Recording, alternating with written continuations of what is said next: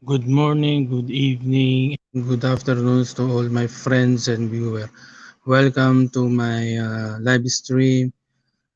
Uh, let's talk about. I will talk about credit banking, money, credit, and banking. Right now, I will discuss about the part three of banking. So this is the content of part three of banking. Banking development and growth.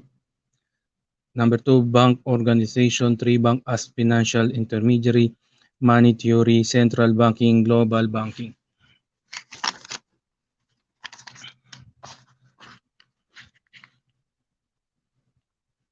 Banking development and growth. There was a meager historical evidence as to the nature of his banking operations before the 13th century. It was a quiet to the nature of banking operation before the 13th century. It was quite difficult to distinguish between commercial banks and other types of banks during the earlier period. Money changers and bankers were often considered as one and the same. Although there were early records of loans and deposits, these do not constitute proofs of banking activity under this present definitions of banking. Early transactions may not have involved the creation of credit.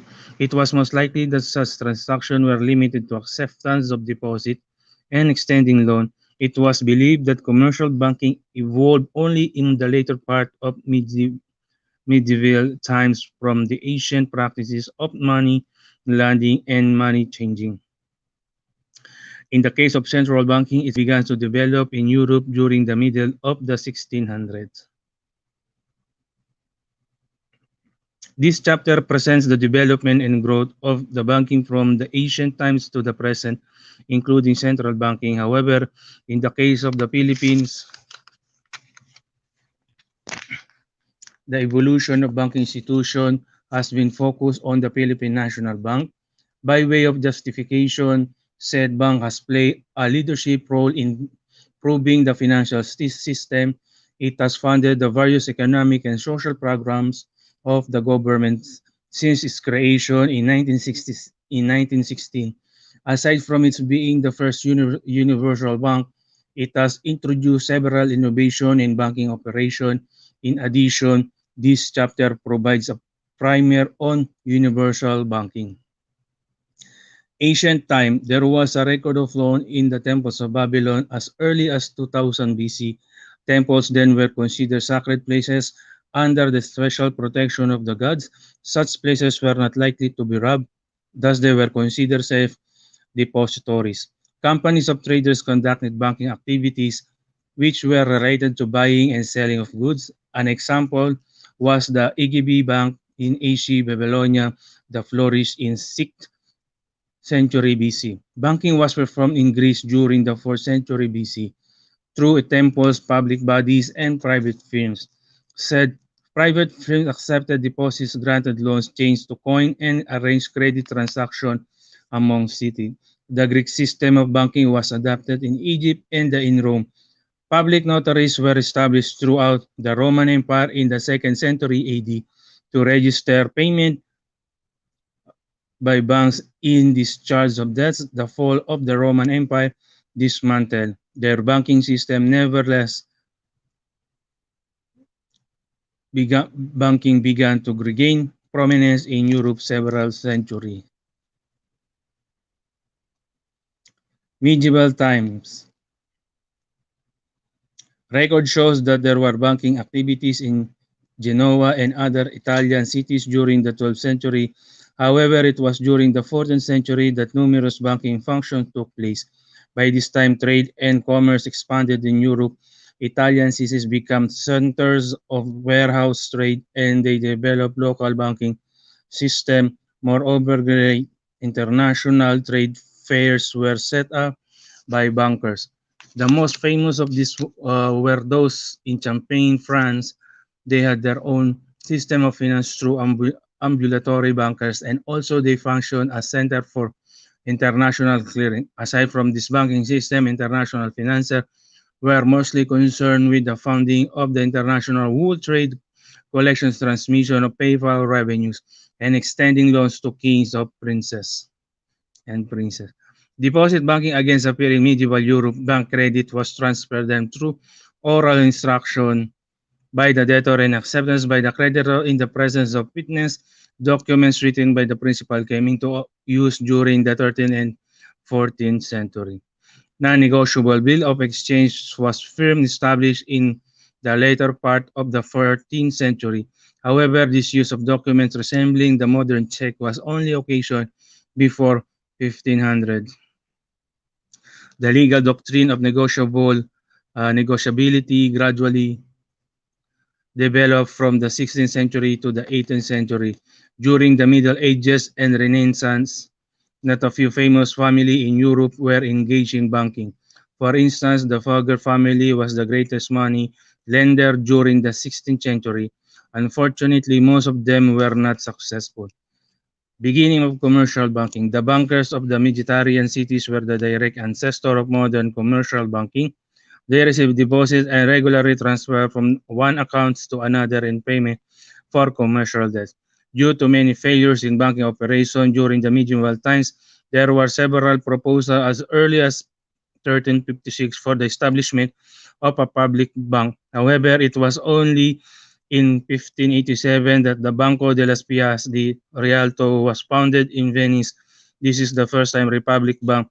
There were earlier public banks as the Bank of Deposit in Barcelona, which has been organized in 1401, and Casa de San Diego, established in Genoa in 1407. Some years later, similar public banks like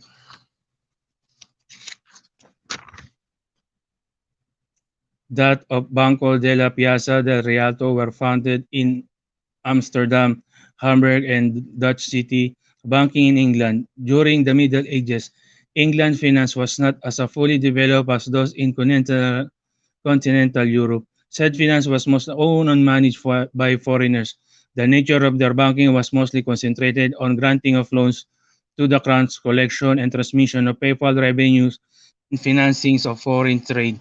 Bills of exchange were popularly used, but they were not used as money.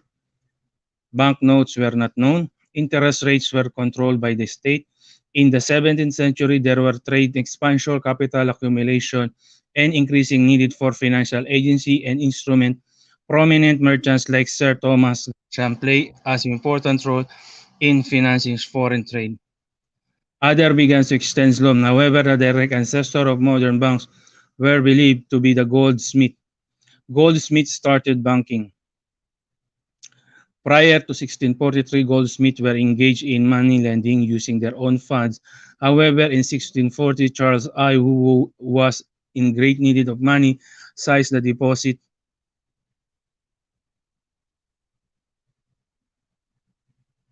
of city merchants worth 200,000 pounds of billions, which has been deposited with the mint for safekeeping.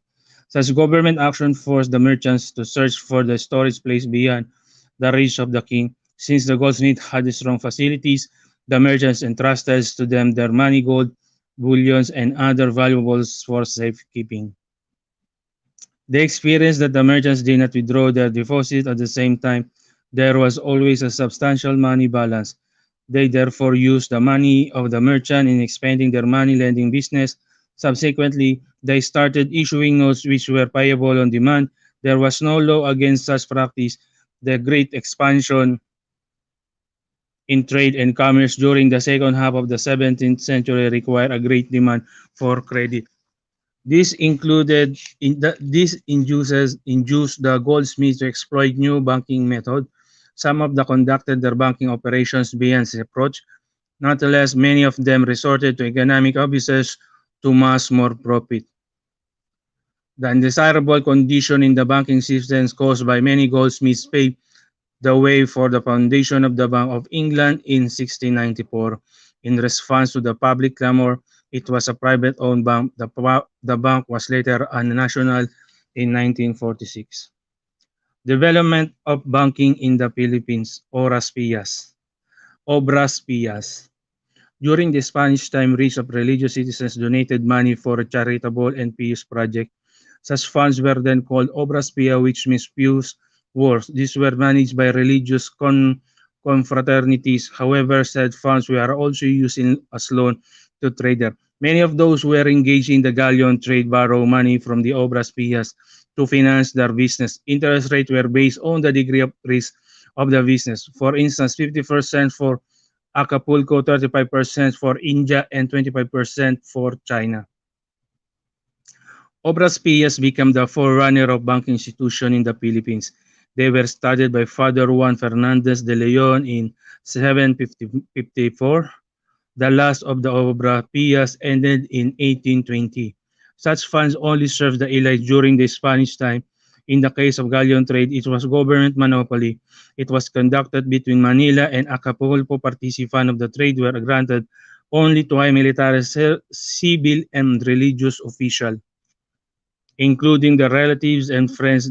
These were the groups who used the Obras Pias to finance their business interests. The rise of banks. The arrival of Governor Jose Vasco Y. Vargas in 1778 paved the way for the economic development of the Philippines. His programs was to transform the country into self-sufficient economy and to make it financial independent from Mexico.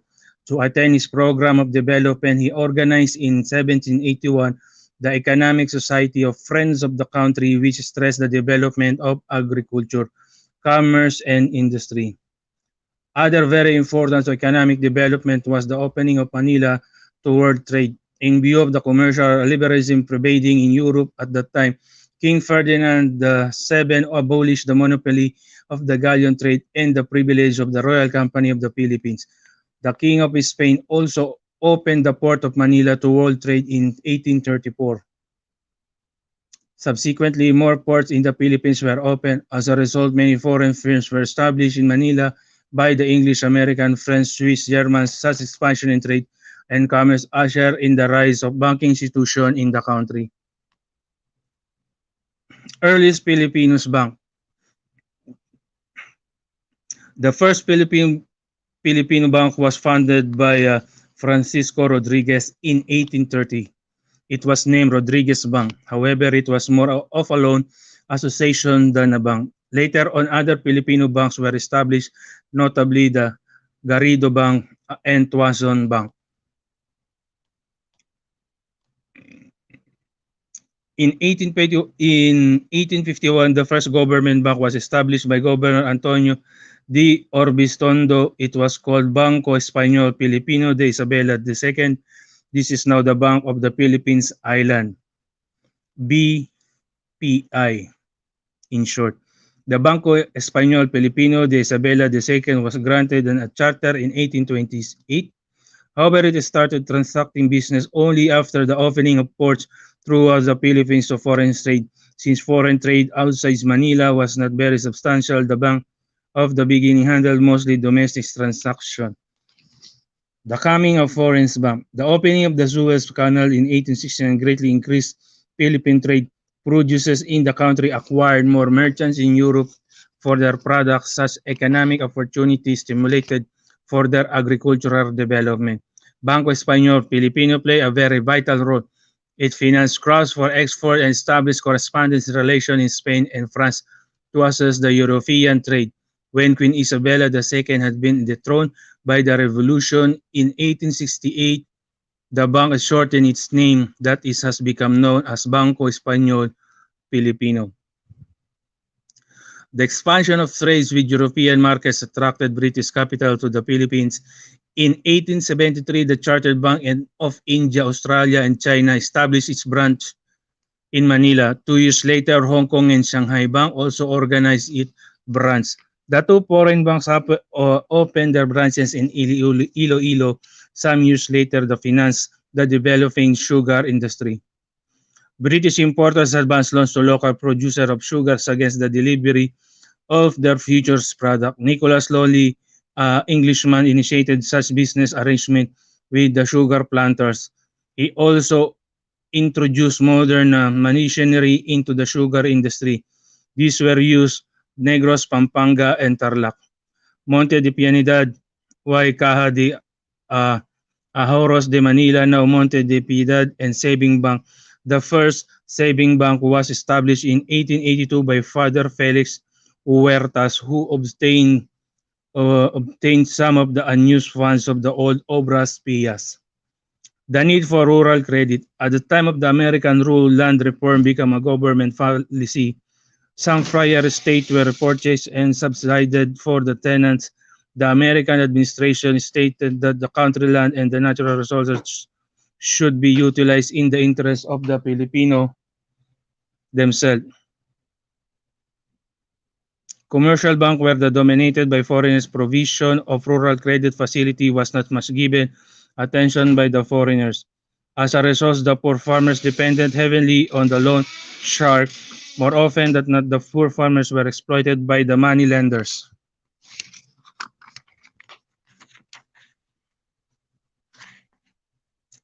In the answer to the credit needs of the small farmers, the first agricultural bank of the Philippines government was founded in 1906. Its objective was to provide as easy credit for the farmers. However, it's 1916, the assets and liabilities of said bank were transferred to the newly organized Philippines National Bank. It was then called the Big Bank for the Small People. During the American periods 1900-1941, more banks were established and bank supervision was introduced in 1900. The first Philippine Commission placed all banks under the Bureau of Treasury. The Insular Treasurer was authorized to supervise and examine banks and banking activities in 1929. The Bureau of Banking took over the supervision of the bank since Bureau was under the Department of Finance and was headed by the Bank of Commissioner. The PNB story. The Philippine National Bank was formally inaugurated on July 22, 1916. Around 50 individuals who were recruited to start the operation of the bank. Henry Parker Willis became the first president and chairman. He was then the secretary of the United States Federal Reserve Board. The PNB was capitalized at 20 million pesos. Of this amount, 10.1 million pesos came from the Philippines government. The rest came from the private sector. The bank rented a building at 80 to 96 Escolta Street, Manila. This was his headquarters for the 50 years. Later on, PNB moved to a new building down the same street. The PNB had an immediate impact on commercial banking in the Philippines. In 2 years' time after its opening in 1916, the bank controlled about two-thirds of the country banking resources. It provides both short and long-term loans for agriculture and industry. The poor farmers could than those offered by the unlicensed money lenders. The PNB receives deposit. It was then the sole depository of the Philippines government funds. Likewise, it's open foreign credit and rediscounted bills. In addition, the PNB was authorized to issue banknotes in amounts bigger than its rival Bank of the Philippines Island. It uses the notes to generate funds for credit. At the end of 1918, PNB had a total assets of 216 million. By the period, the bank operated 7 branches and foreign office in New York. The ups and downs of PNB. The business operation of PNB grade depended on the agricultural products for export. Unfavorable economic condition in the world market, especially in the United States. Also, the best economic condition in the Philippines, a traditional exporter of materials to industrial countries. For instance, a decline in export price was a loss to both producer and exporter, since the Philippines National Bank was mainly responsible in funding the production of export crops. It also suffered financial losses. At any rate, steps were taken to ameliorate the financial standing of the bank. During the President Manuel Quezon, new areas of investments were opened. This favored the operations of the PNB. Thus, in 1937, the assets of the bank climbed to 163 million. During the Japanese rule in the Philippines, the operation of PNB were under Japanese supervision. Initially, they utilized bank to disburse funds to the Japanese army.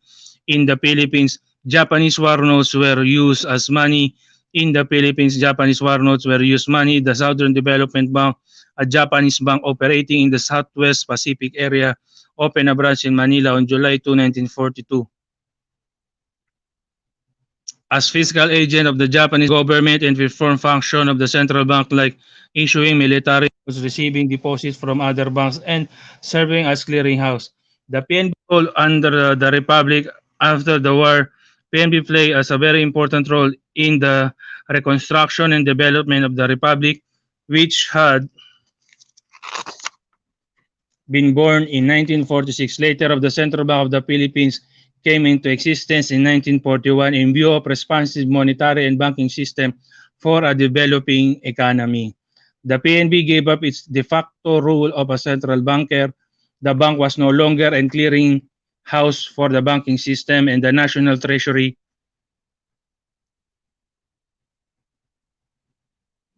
it gave up the function of issuing banknotes and circulating bonds. Likewise, PNB was no longer the sole depository of government deposits. In 1955, the PNB was granted a new charter which raised in capitalization from 10 million pesos to 100 million. This time, PNB began to engage in equity financing, which later on led the creation of subsidiary, the National Investment and Development Corporation, to support the increasing needs of national development. Most of the funds of PNB were used to finance growing industry. Emphasis was placed on agricultural development. Credit facilities were liberalized for the interest of the farmers' government. PNB, the first universal bank. The Philippine National Bank is now the biggest commercial bank in the country and is the first operate as a universal bank on July 18, 1980. The Monetary Board of the Central Bank of the Philippines granted PNB a license to operate as a universal bank. The reason for making PNB the first expanded commercial bank is that the first expanded commercial bank, it is the most qualified among the government and private banks. Former CB Governor Licaro said that the sheer size of PNB is a tremendous advantage and it as an expanded commercial bank, it could be very well bring more competitive alternatives that could lead to reduced spreads in intermediation.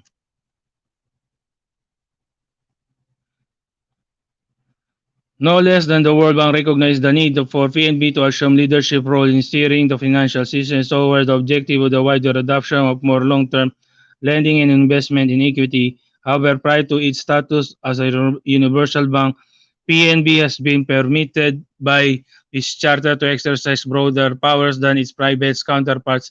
Aside from its commercial banking powers, PNB was already authorized to organize investments and development financing subsidiary. It could also guarantee foreign loans and credit. The developments of central banking. The activity of central banking emerged gradually from attempts by bankers to protect themselves through organized action and also from attempts by government to ensure the monetary conditions serves the purpose of financial and economics policy. As early philosophy, a central bank was a large institution engaged in the ordinary business of banking, but is a public duty to prevent the collapse of the credit structure. Later on, the central banks emerged as the lender of last resort. They became the bankers' bank. The Bank of England became the model of central bank. The importance of central banking has been recognized only of the beginning of the 20th century. The early central banks were those of England, Sweden, France, Netherlands, Australia, Norway, and Denmark. Their developments were based on trial errors process until they reached the stage where they occupied the central position in the banking and monetary structure in their own country. The oldest central bank was the Riksbank of Sweden. It was founded by private individuals in 1656. Later on, the Bank of England was established in 1694 as a joint stock company by an act of parliament. It has been considered as the first real central bank. In fact, it has been called the mother of central banks because it's paved the way to modern central banking. Many years later, other countries in Europe organized their central banks. The Bank of France was organized in 1800s by a decree of Napoleon. Most of the capital came from the private sector. The Bank of Netherlands was created in 1814. It was privately capitalized with the government participation in management.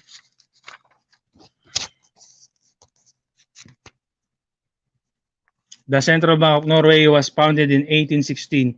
The Central Bank of the Philippines, the idea of central bank was first conceived by former Central Bank Governor Miguel Cuaderno in 1933. For the 13 years, he researched on different central banks of the various countries. However, it was only in 1946 that a formal preparation of the establishment of a central bank began upon introduction of President Manuel Rojas. Governor Cuaderno selected the charter of the Central Bank of Guatemala as the model for our central bank because of its similar economic and social condition. The Central Bank of the Philippines was established in 1949 to make the monetary and banking system more responsive to the rehabilitation and development of the Philippine economy. Miguel Cuaderno became its first governor. He has been considered since the father of the Central Bank of the Philippines. The Central Bank has been assigned the task of administering the monetary, banking, and credit system of the country. Its principal objectives are to maintain the internal and external stability of the peso and to foster monetary, credit, and exchange conditions that are favorable to attainment of a balanced and sustainable economic growth. To realize such objectives, the central bank uses its various monetary tools such as rediscounting, open market operation, emergency loans, reserve requirements, and supervisory supervisory regularly authority supervisory regulatory authority. Under the 1973 Constitution, the Central Bank of the Philippines does not only function as a central bank but also a central monetary authority. This means it does not only supervise the operation of banks but also regulates the activities of non-bank financial institutions, which include investment houses, investment companies, finance companies, security dealers, brokers, money brokers, and brokers, managers, lending investor, and pawn shop.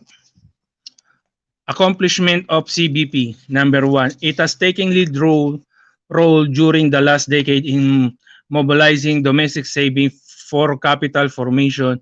Such program has been innovations to reduce dependence on foreign source. Over the last 8 years, domestic saving rose to 180.4 billion. The central bank has initiated an information drive on credit consciousness throughout the country focused towards the farmer.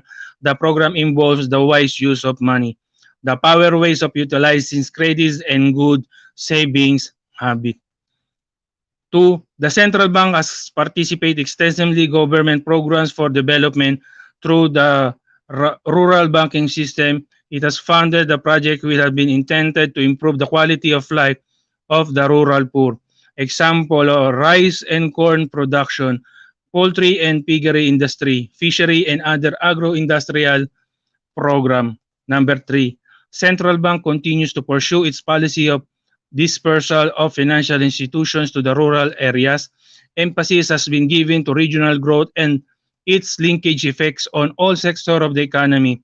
From a few commercial banks in 1949, the central banks supervised a network of financial institutions numbering 7,421 as of September 1990.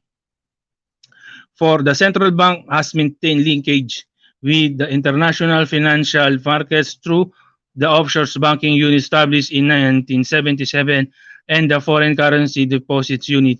The consolidated borrowing program was created in 1978 for the benefits of the Philippine industry. The latter has access to external funds at cheaper rates and longer maturities as a proof of confidence in the Central Bank of the Philippines. Foreign financial institutions have been offering loans to our country. Five, the central bank has adopted the program of universal banking to improve efficiency in the financial system. At this writing, there are 9 commercial banks which operate as universal bank. Financial reforms. The financial system and the national economy in 1949 when the central banks of the Philippines opened its door for business were not the same in later years. In 1940, there were only 11 commercial banks with 75 branches nationwide. As, as, as of September 1990, there were 1,795 commercial banks, including head offices and branches. The banking system has grown significantly in size, complexity, and sophistication. Many types of banking and non-bank financial institutions had been created in response to the needs of business and the national economy. Thus, the original role of the central bank in the allocation and pricing of financial resources become less effective and inadequate.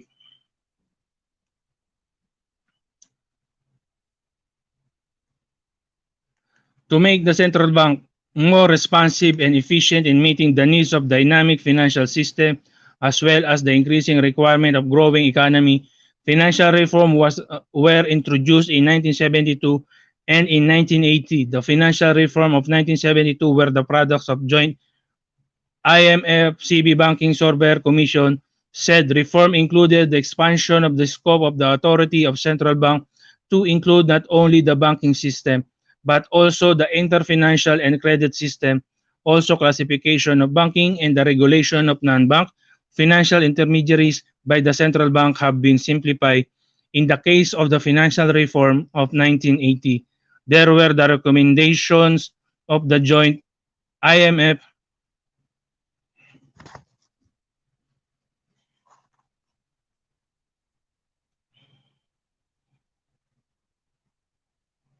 CB Banking Software Commission said reform included the expansion of the scope of authority of central bank to include not only the banking system but also the interfinancial and credit system. Also, classification of banking and the regulation of non-bank financial intermediaries by the central bank have been simplified. In the case of the financial reform of 1980, these were the recommendation of the joint IMF-WB mission in March 1979. There was a need to increase the flow of savings, especially for medium and long-term projects. Aside from increasing the capital of commercial bank, the entry of foreign investment in commercial banking was liberalized. However, not a few economic observer has claimed that such WBIMF's suggestions were actually conditions imposed by said institution of the Philippines government for the approval of our WBIMF loans. Apparently, such a reform facilitated the entry of the foreign interest into the financial system and having given foreign more access to the Philippine financial capital.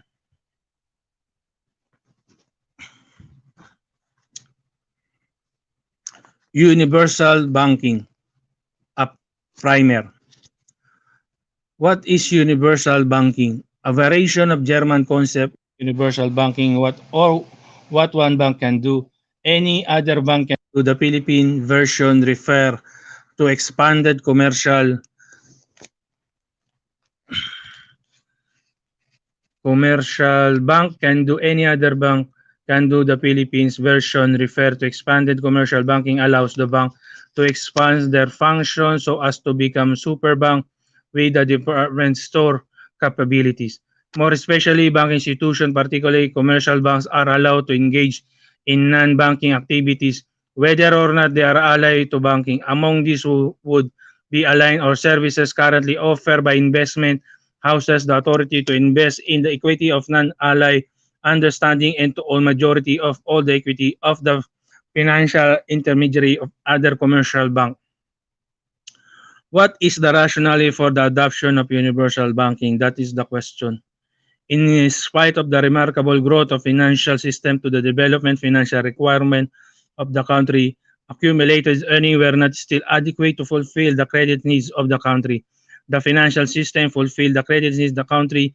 The financial system conspicuously failed to provide sufficient medium and long-term finance. As a result, short-term lending continued to predominate.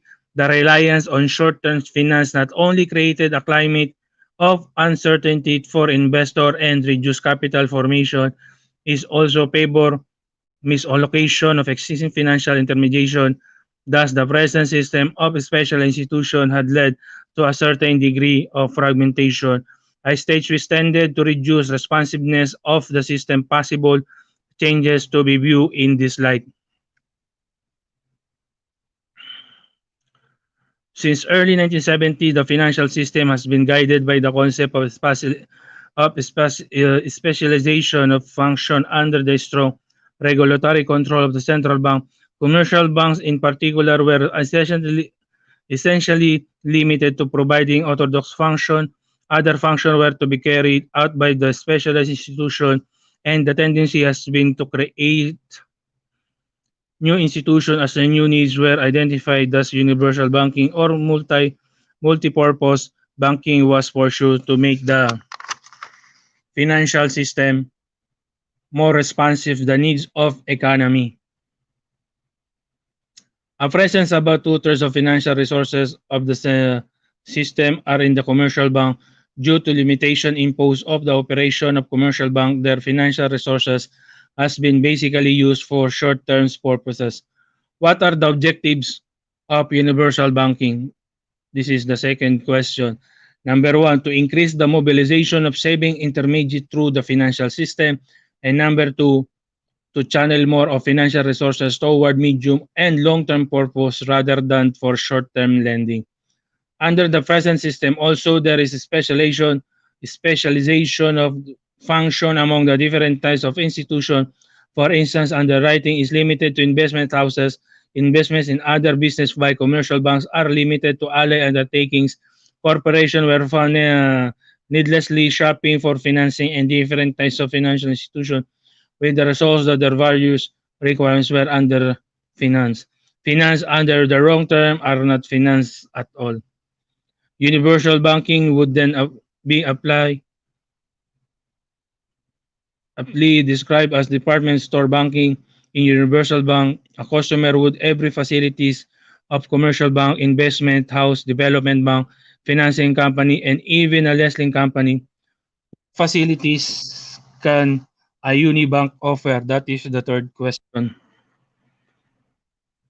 A client may become a client may come and discuss his banking needs for a banking plan which may include any or combination of the following facilities.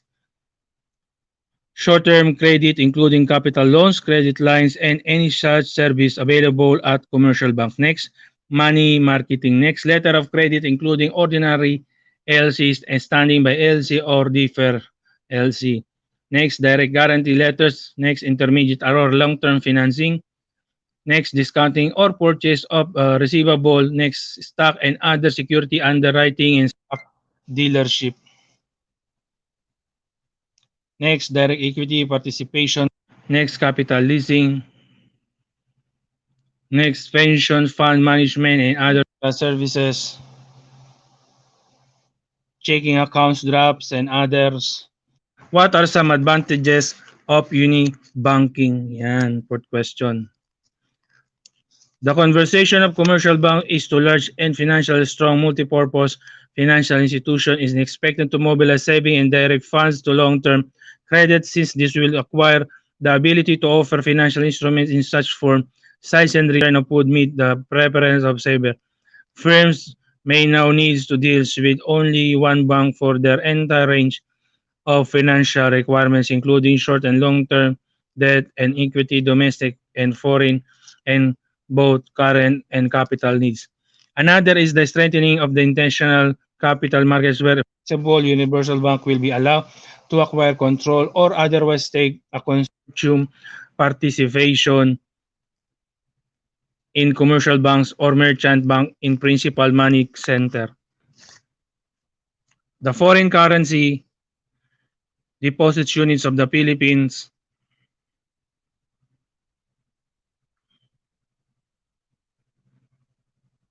commercial bank in Manila along the offshore banking units of foreign banks in Manila will be given more incentive to course regional offshore business through Manila. They will given bigger share of the borrowing requirements of the country as a reward for helping develop Manila as a financial center. the power to extend credit guarantees allowed to universal bank will further facilitate sourcing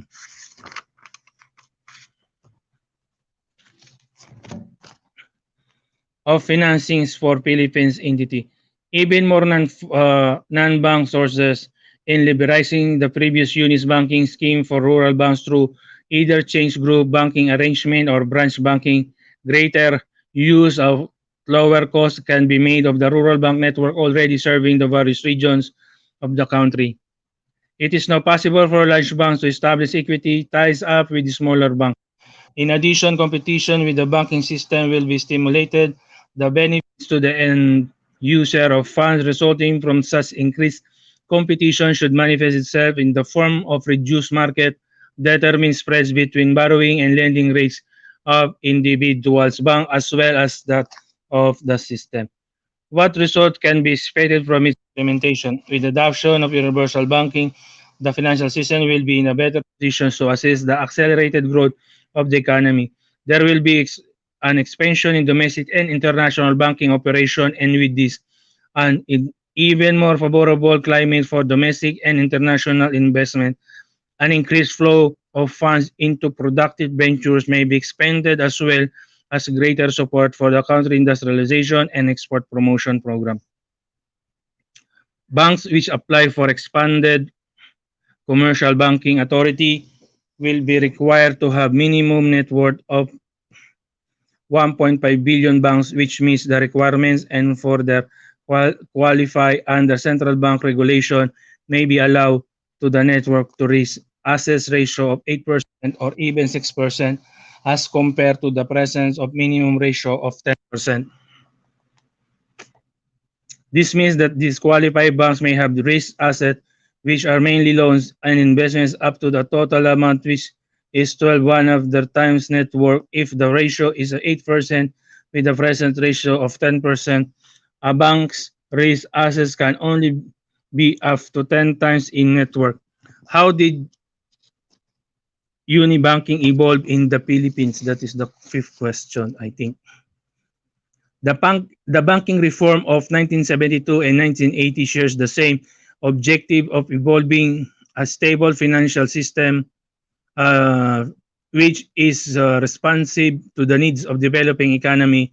The pressures in 1972 were related to the consolidation of the banking and non-banking sector of the financial system under the supervisory and regulatory powers of the central bank so that the primary responsibility of maintaining monetary stability could be more effectively discharged by the central bank while those of economic development in general were clearly to be shared with other government institutions. The reform in 1980 were indicated by the report of joint IMF-WB mission which visited the Philippines in 1979. The mission concern was directed towards increased competition among financial institutions, greater use of economy of scale, and and making more long-term funds available, especially to industry of high national priority. Ernesto Fernandez Hurtado, former Director General of the Banco de Mexico, had been invited by the central bank to review the financial system under the terms of reference as the IMF-WB mission. Hurtado attributed the prevailing preference for a short-term credit to the expensive specialization with the system. He encouraged the conversion of commercial bank into the large multiple banks which could be used to mobilize saving and direct funds to long-term credits. The ability to offer financial instrument it is such form, size, and written as would meet the preference of saver. With respect to the consolidation of commercial banking and investment banking function is one financial unit, he believed the commercial bank should be coordinated with investment houses by causing these securities activities through investment houses, whether as co-participants or financier of loans collateralized by the stock holdings of investment houses. The move towards the adoption of universal banking in the Philippines was initiated by the former Finance Minister Cesar Birata in early 1979. It should be noted that the prevailing banking practice in the country has had its share of abuses committed by controlling interests in its financial institution. In view, this is former Minister Birata pointed to the alternative of public ownership as a requirement for universal banking. The minister thinking of public ownership to be essential and minimizing the recurrence of other further abuses. According to Mr. Birata, the Philippines would like to follow the German model. However, the local unibanking system would mainly contain elements that are adaptable within the contents of the Philippines. The monetary boards approved in principle the adoption of the universal banking model in early 1980.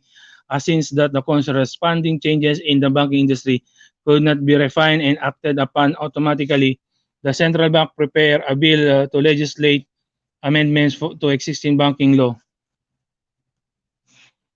The document submitted to the Batasan Pambangon adopted the stand concept of Ernesto Fernandez Hurtado. Special types of bank with expanded commercial banking was introduced. The financial system was liberalized by removing certain legislated limits on the lending and investment operations of banks in terms of maximum maturities, acceptable collaterals, maximum exposure, and areas of operation.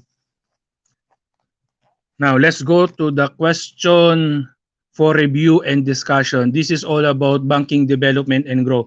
Money, credit, and banking development and growth. Question for review and discussion.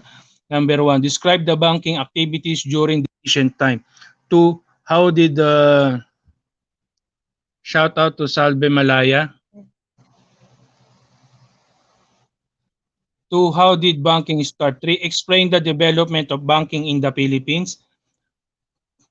Good morning po, Salve Malaya. Good morning po sa inyo. Salamat po sa pag-visit. Ang topic ko po ay banking development and growth. Okay, let's go to number 5 question. Explain the development of central banking including our CB. 6. Define universal banking. 7. Give some reason why universal banking has been adopted. 8. What are some of the advantages of universal banking? 9. Some critics say that universal banking favor the multinational corporation. Do you agree? Explain. And lastly, number 10 question, evaluate our financial system, it's effective or not. This is the end of my topic of money, credit, and banking development and growth. Now let's go to the second topic, bank organization. Management is basically management of people. As a process, it involves the organization and employment of resources to attain predetermined objectives. Management is likely to be more efficient if the enterprise has the right organization. In fact, the great economist Alfred Marshall said that organization should be recognized as a distinct factor of production aside from the commonly known factors of production such as land, labor, and capital. Gorlier International Dictionary defines organization as a number of persons or groups having specific responsibilities and united for some purposes. The final test of an organization is the performance of the enterprise or corporation. Needless to say, the most important resource of any company is the human resource or people. As Lord Beveridge stated, that purpose of organization is to make common men do uncommon things. Even the world's renowned economist and management consultant Peter Drucker believes that the greatest opportunity for involved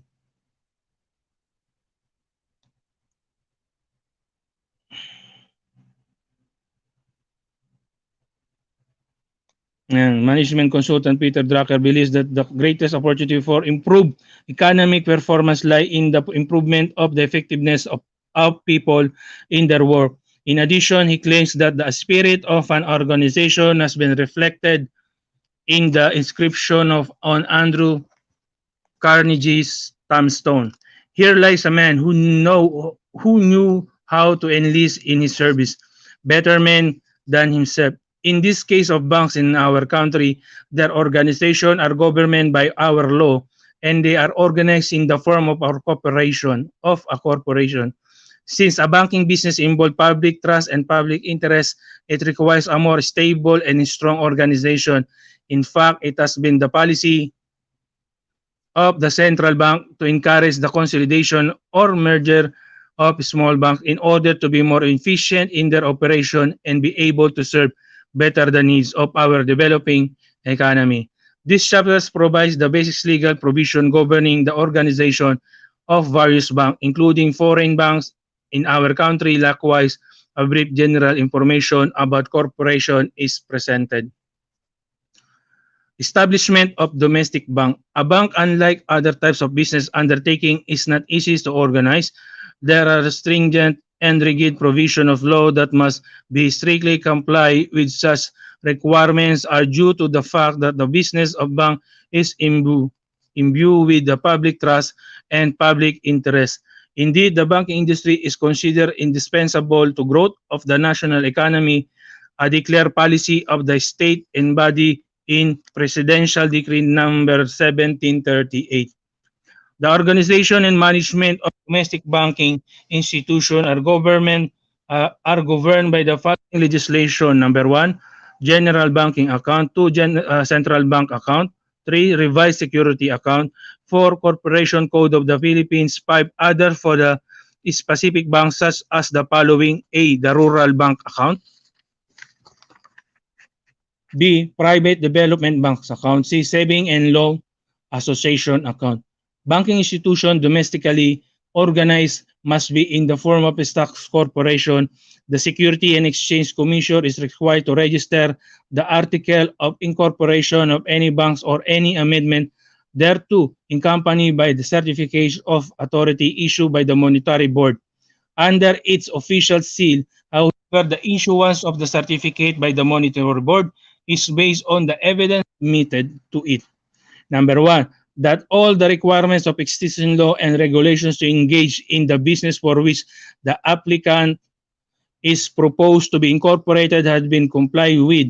Number two, that the public interest and economic condition, both general and local, justify the authorization. And number three, the amount of capital, the financing organization, direction, and administration, as well as the integrity and responsibility of the organizer and administration reasonably assure that safety of the interest which the public may entrust to them.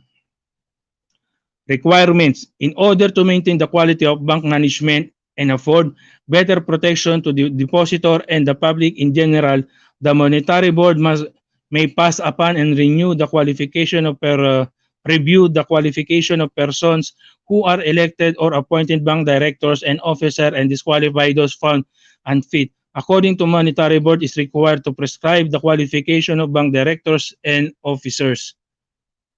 The Security and Exchange Commissioner is required to register the bylaws of any banks or banking institution or any amendment thereto, in accompanied by certificate of the Monetary Board to effect that such bylaw or the amendments thereto are in accordance with law. In the establishment of domestic banking institution, it must be observed that at least 70% of the voting stock is owned by citizens of the Philippines, except as may be provided by law. Likewise, at least two-thirds of the members of the boards of directors of any bank or banking institution which may be established domestically be citizens of the Philippines. In order to promote the diffusion of bank ownership, especially of commercial bank, no new commercial bank will be given a license to operate if the stockholding of any person or persons related to each other within the third degree of consanguinity or affinity constitutes more than 20% of the voting stock of the new bank. Foreign banks. No foreign banks or banking corporation form, organized, or existing under any law other than those of the Republic of the Philippines be permitted to transact business in the Philippines, or maintain by itself or assignee any suit for the recovery of any debt, claim, or demand whatsoever until after a license from the Security and Exchange Commission is secured.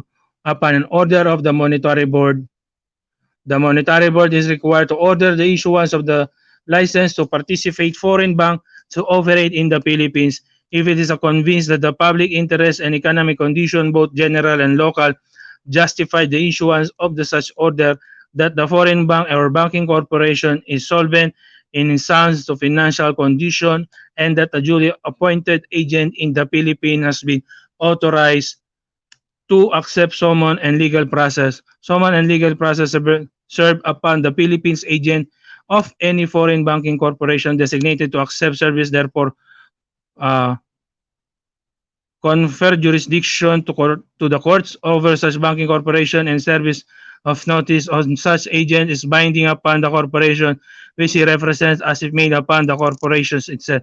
By all means, foreign bank not formed, organized, of existing under the law of the Philippines, but lawfully doing the business in the Philippines is covered by all law.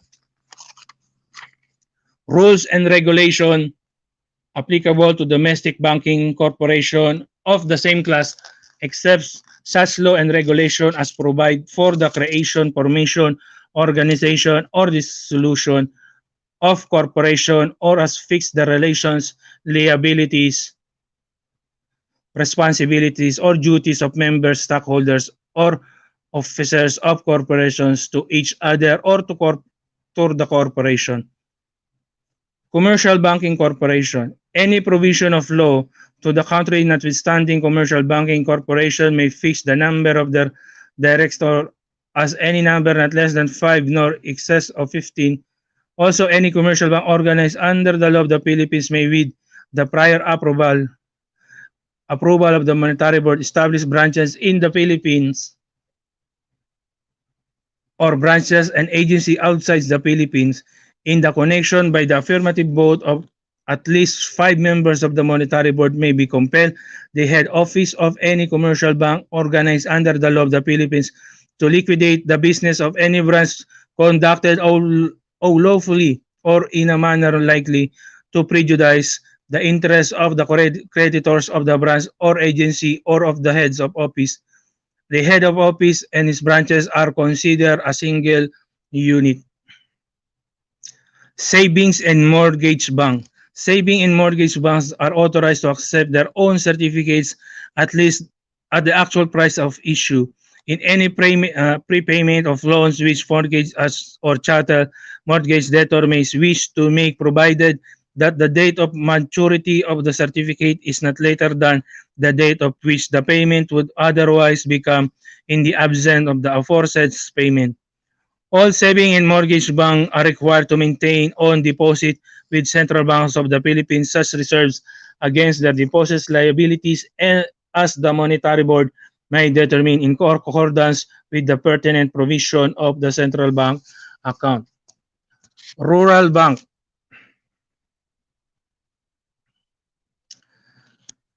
A rural bank cannot operate without a certificate of authority from the Monetary Board of the Central Bank. It organized in form of stock corporation. Accordingly, the capital stock of any rural bank is required to be owned and held directly or indirectly by citizens of the Philippines. If subscription of private shareholder to the capital stock of rural bank cannot be secured or is not available, it is insufficient to meet the normal credit needs of the locality. The Development Bank of the Philippines, on representation of the private shareholder and upon approval of the Monetary Board of the Central Bank, subscribe the capital stock of such rural bank, which is paid in fully at the time subscription in amount of equal to the fully paid subscribed capital of the private shareholder, but no exceeding 1 million pesos or such amounts of the Monetary Board may prescribe or as may be necessary to promote and expand rural economic development. Such share of stock subscribed by Development Bank of the Philippines be sold at any time at part to private individuals who are citizens of the Philippines. Also, in the sale of share of stock subscribed by the Development Bank of the Philippines, the registered holder have the right of preemption within 1 year from the date of offer in proportion to their respective holding, but in the absence of such buyer preference, however, it is given to residents of the locality of province where the rural bank is located. All members of the board of directors of the Rural Bank are required to be citizens of the Philippines. Consequently, no appointed or elected public official, whether full-time or part-time, simultaneously serve as officer of any rural bank, except in cases where such service is incident to financial assistance provided by the government or a government-owned or controlled corporation to the bank. The Security and Exchange Commission is required to register the amendment articles of incorporations of any rural bank. It is accompanied by the certificates of authority issued by the Monetary Board. The central banks of the Philippines may extend technical assistance to any rural bank in the process of organization or during the course of operation whenever the Monetary Board deems is necessary to preserve, protect, and promote the objectives of the rural bank accounts as amended. However, said the assistance without cost or obligation on the part of the rural bank, a private development bank is to be organized in the form of a stock corporation. It is paid capital for Class A, B not less than 4 million pesos, for Class B 2 million pesos, and for Class C 1 million pesos. It requires by law that at least 70% of the voting stock subscribed by the private sector be owned and held by citizens of the Philippines, except where a new bank is established as a result of the consolidation of existing private development banks, in any of which are foreign-owned, voting at the time of consolidation, such must so that the Monetary Board may, with approval of the Presidential of the Philippines, reduce the required minimum percentage of the Philippines ownership prescribed herein from 70% to 60%.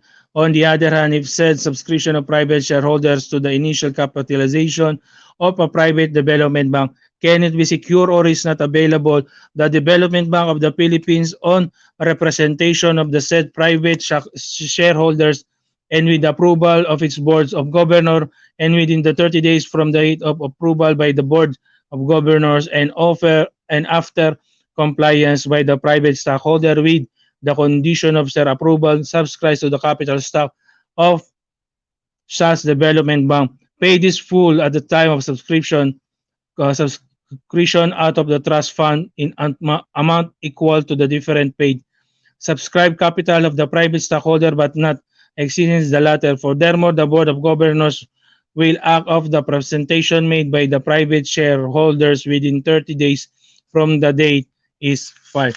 All members of the boards of directors of the Private Development Bank are required to be citizens of the Philippines. Additionally, no appointed or elected public official, whether full-time or part-time, simultaneously serve as officer of any private development bank, except in cases where such service is incidental to financial assistance provided by the government or a government-owned or controlled corporations to the bank. And in the case of merger or consolidation of private development banks duly approved by the Monetary Board, the limitation of the maximum number of the corporation direction in a corporation as provided for in Section 14 of the Corporation Code of the Philippines is not to be applied, so that the membership in the new board may include up to the total numbers of directors provided for in the respective articles of incorporation of the merging or consolidating private development banks. Such requirements will be the rule to observe in all types of banking institution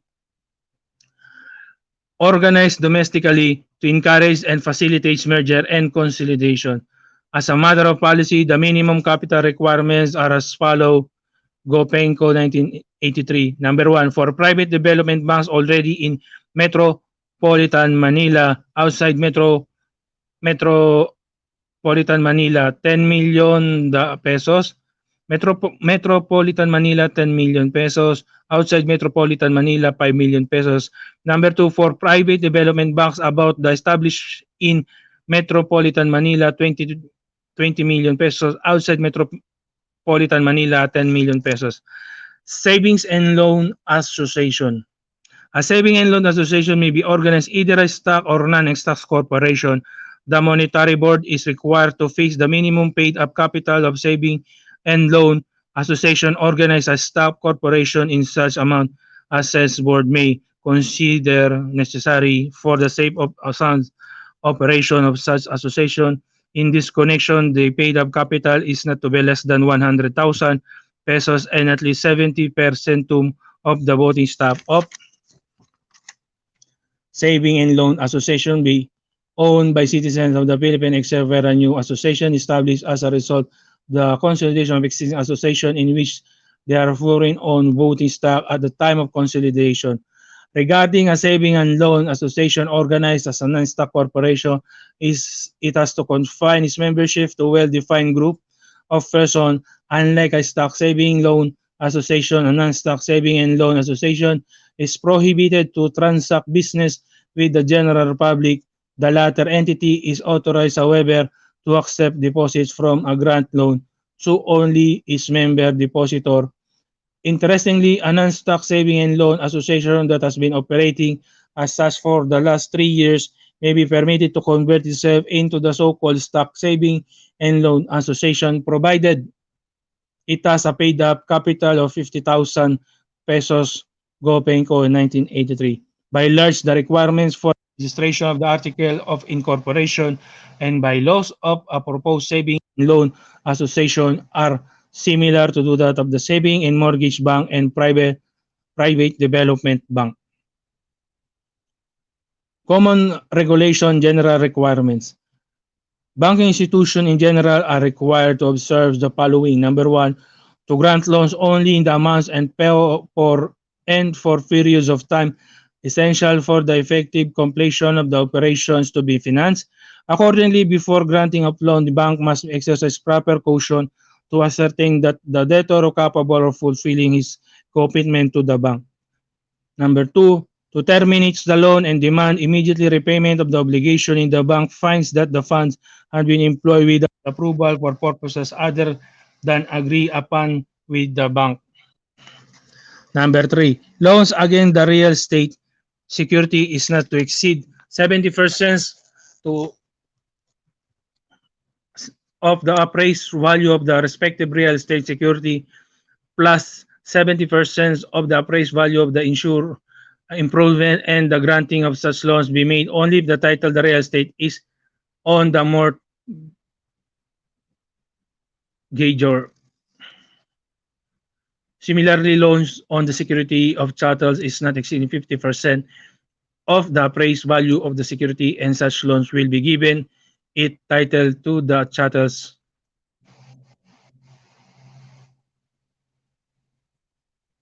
be in the mortgagor and free from its all encumbrances. Number four, the monetary board may regulate the amount of credit accommodations that may be extended directly or indirectly by a banking institution to their director, officer, or stockholder. However, the outstanding credit accommodation which bank may extend to each of its stockholder owning 2% or more on subscribed capital stock, its director or its officers is limited to an amount equivalent to the respective outstanding deposits and look value of the paid-in capital contribution in the bank. Similarly, loans and advances to officers in the form of fringe benefits granted in accordance with rules and regulations as may be prescribed by Monetary Board. 5. No director or officer of any banking institution, either directly or indirectly for himself or as the representative or agent of another, borrow any of the deposit of funds of such bank nor become a guarantor, endorser, or surety for loans from such bank to other or any manner to be an obligor for money borrowed from bank or loan by its except with the written approval of the majority of the directors of the bank, including the director concerned. The approval is entered upon the records of the corporation, and a copy of such entry is transmitted forward to the appropriate supervising department of the central banks of the Philippines. Number 6, the monetary board may fix by regulation or by order in specific cases the amount of reserves for bad debts or doubtful accounts or other contingencies. Likewise,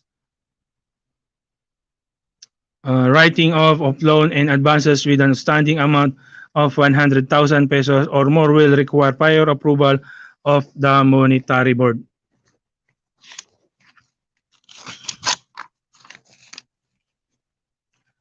Time to transact banking business. Time to transact banking business. The General Banking Act, Republic Act number 337 as amended provides among other things that the hours during which all banks included their branches, agency, and extension officers should transact business not not less than 6 hours a day to be selected by the banking institution concerned between 8 o'clock in the morning and 8 o'clock in the evening. Said the time must be reported to the Monetary Board of the Central Bank of the Philippines banking institution operating in the Philippines, however, may either direction and offer and after prior notice to the monetary boards remain open beyond the minimum 6 hours and for as long as to find necessary, even before 8 o'clock in the morning or after 8 o'clock in the evening for the purpose of savings deposits and withdrawal. Nevertheless, other banking services may be extended subject to restriction by the monetary board. The central banks of the Philippines. Presidential Decree number 1801 provide that the central banks of the Philippines is hereby constituted as the central monetary authority pursuant to Section 14, Article 15 of the new Constitution. It shall provide policy direction in the areas of money, banking, and credit and shall have supervisory authority as may be provided by law over the operation of non-bank financial intermediaries as detailed discussion of the role of the central banks of the Philippines as the central monetary authority is taken up in Chapter 14. However, for the purpose of this particular chapter, the following pertinent provision of the Central Bank Act are reproduced below. Section 25, creation of the appropriate department in order to assure the observance of this act and of other pertinent law and of the rules and regulation of the monetary board. The central banks shall have appropriate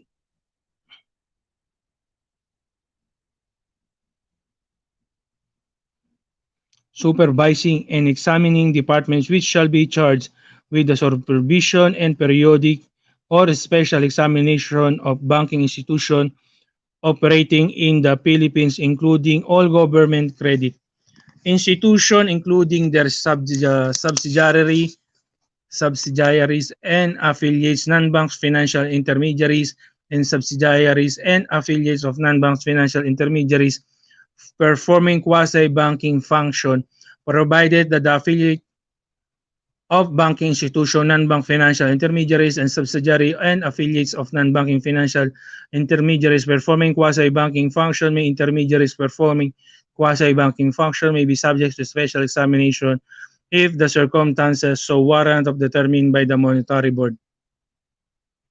Provided further that the subsidiary means corporation more than 50% of the voting stock of which is owned by the banking institution or non-banking financial intermediary and an affiliate means of corporation 10 to 50% of the voting stock of which is owned by such institution or intermediary, the supervising and examining department shall discharge their responsibilities in accordance with the instruction of the monetary board. The Department of Head of the Examiners of the Supervising and or Examining Department are hereby authorized to administer oaths to any director, officer, or employee of any institution under respective supervision or subject to their examination and to compel the presentation of all books, documents, paper, or records necessary in their judgments to ascertain the facts relative to the true condition of any institution. Section 25A, the department head of the examiners of the supervising and examining departments in the conduct of periodic or special examination of banking institution may be specifically authorized by the monetary board to examine, inquire, or look into all deposit of whatever nature with banking institution in the Philippines, including investment and debt instruments issued by the government of the Philippines, its political subdivision, and its instrumentalities after being satisfied that there is reasonable ground to believe that the bank fraud or serious irregularity has been or is being committed and that is necessary to look into the deposit to establish such fraud or irregularity. The above provision are to embracing and of repeated mention and quoted as the source of powers of the central banks of the Philippines in regulating and supervising the operation of banking institutions and non-banking financial intermediaries, including all governments, credit institutions, and their subsidiaries and affiliates through the issuance of circular, bank examination, and supervision. How often are the books of banking institutions be subjected to examination of the appropriate supervising and examining department of the central bank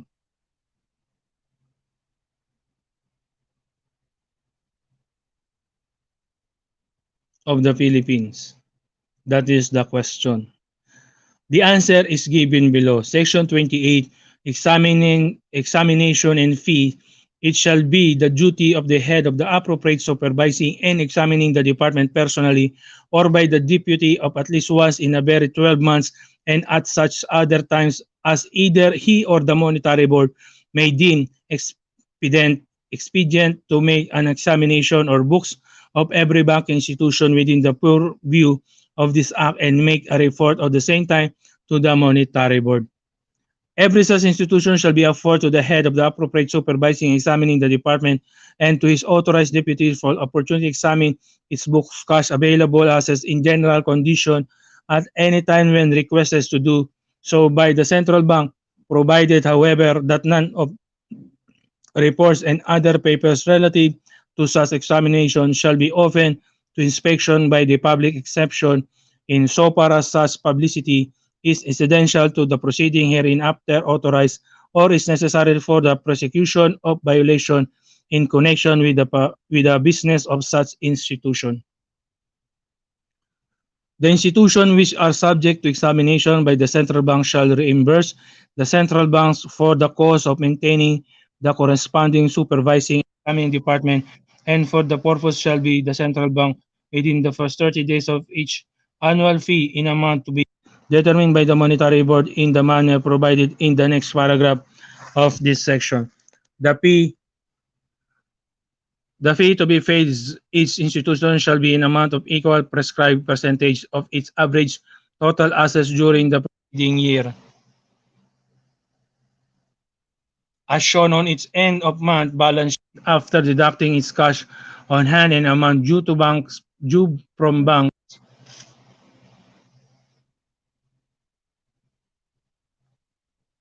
abroad, provided however that said percentage may not exceed 1/28 of 1%, 1/20 of 1% if the total of the maximum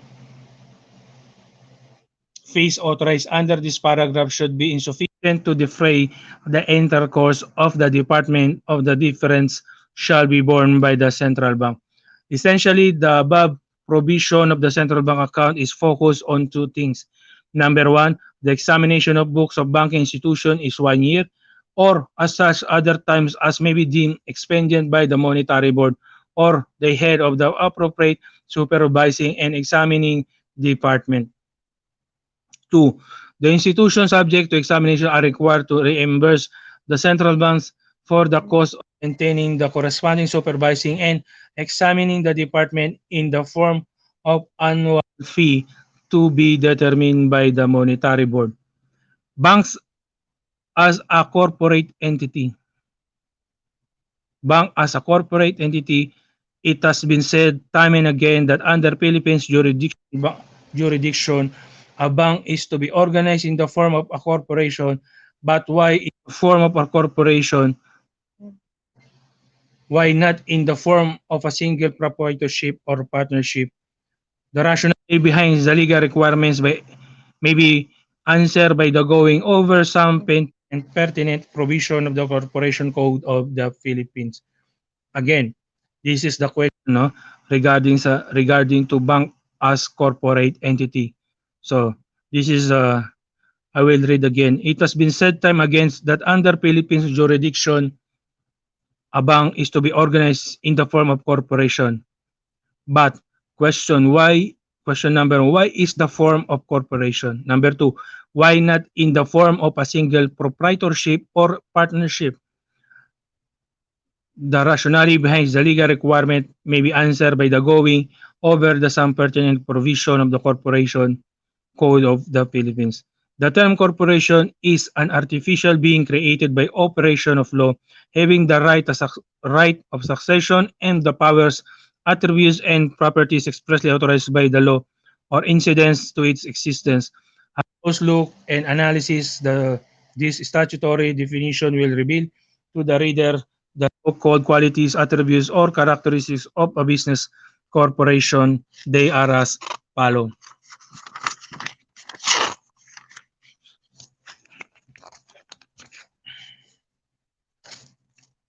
Number one, it is artificial being.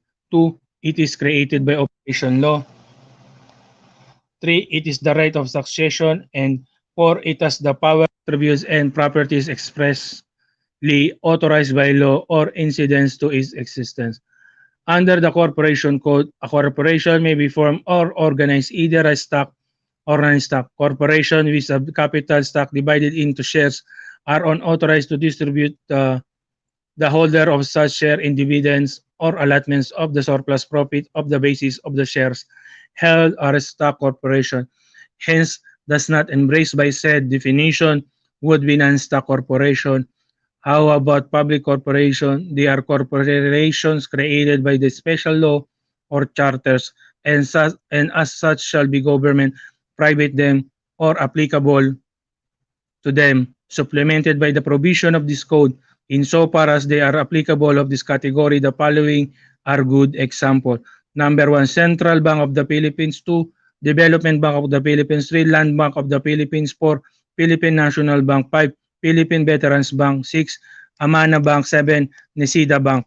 Incorporation and organization of private corporation. Only natural person are qualified to be incorporated.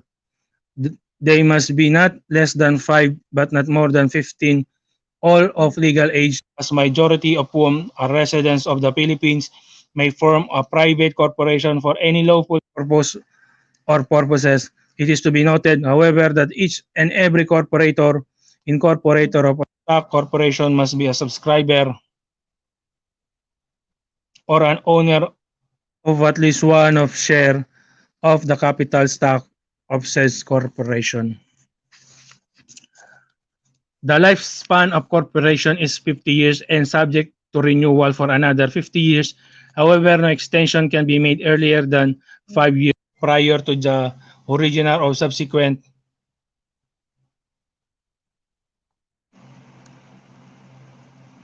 expiry dates unless there are justifiable reason for an earlier extension as may be determined by the Securities and Exchange Commission.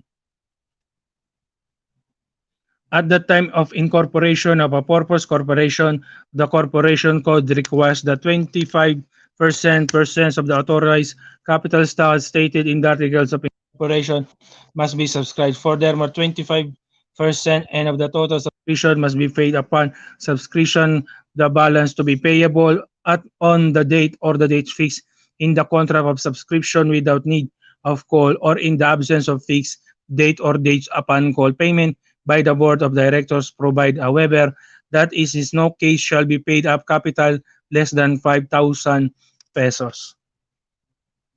Nature of articles of incorporation. The articles of incorporation of any proposed corporation organized under the Corporation Code must observe the following requirements before submitting the same for approval with the Security and Exchange Commission.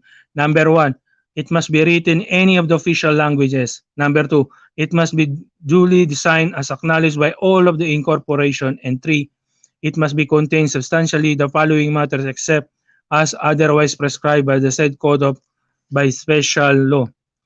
Letter A, the name of the corporation. B, the specific purpose of the or purposes for which the corporation is being incorporated, where a corporation has more than one stated purpose.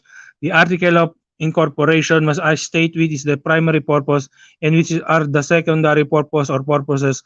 An non-stock corporation may not include purpose which would change or contradict its nature as such.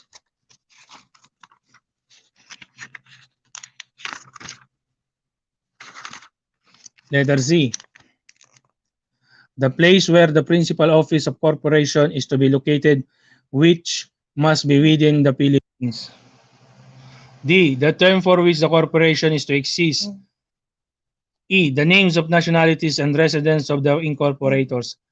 F. The number of directors or trustees not less than 5 nor more than 15. G. The name, nationalities, and residences of the persons temporarily be acting as director or trustee until the first regular director or trustee are duly elected and qualify. H. If it is B stock corporation, the amount of its authorized capital stock in local money of the Philippines, the number of share into which is divided, and in case the shares are par value share, the par value of each the name, nationalities, and residence of the original subscribers and the amount subscribed and paid by which of his subscription and each all of us the share or without par value such fact must be stated. I. If it be a non-stock corporation, the amount of its capital, the names of nationalities and residents of the contributors, and the amount contributed by each, and J. Such other matters are not inconsistent with law in which their incorporation may deem necessary and convenient. Registering the corporation. The article of incorporation of any stock corporation filed with the Security and Exchange Commission must be accompanied by a sworn statement of the treasurer elected by the subscriber showing that there is in compliance with amount of capital stock to be subscribed and paid for purposes of incorporation. If everything in order, the Security and Exchange Commission has no choice but to issue the certificate of incorporation under its official seal. The issuance of such certificate vests to private corporation proposed to be incorporated the judicial personality and corporate existence, duly constituted entity. Board of Director Trustee.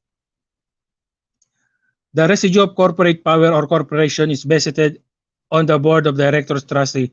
Accordingly, all business conducted and all property of such corporation controlled and held by the Board of Directors of Trustees to be elected from among holders of stock or where there is no stock from among the members of the corporation who shall hold office for 1 year and until their successors are elected or qualified. Corporation Code Section 23. Immediately after their election, the directors of a corporation must formally organize by the election of a president who is a director, a treasurer who may or may not be a director, a secretary who is a resident of citizen of the Philippines, and such and other officers as may be provided by in the law, in the bylaws, and 2 or more positions may be held currently by the same person except the position of president and secretary or as president and treasurer simultaneously.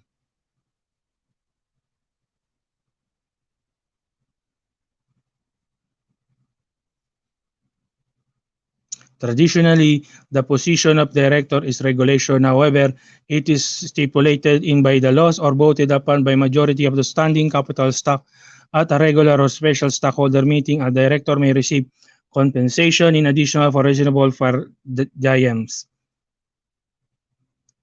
Nevertheless, director may be held liable under the following condition. Number one, when they will fully and knowingly vote for or assent to patently unlawful acts or the corporation.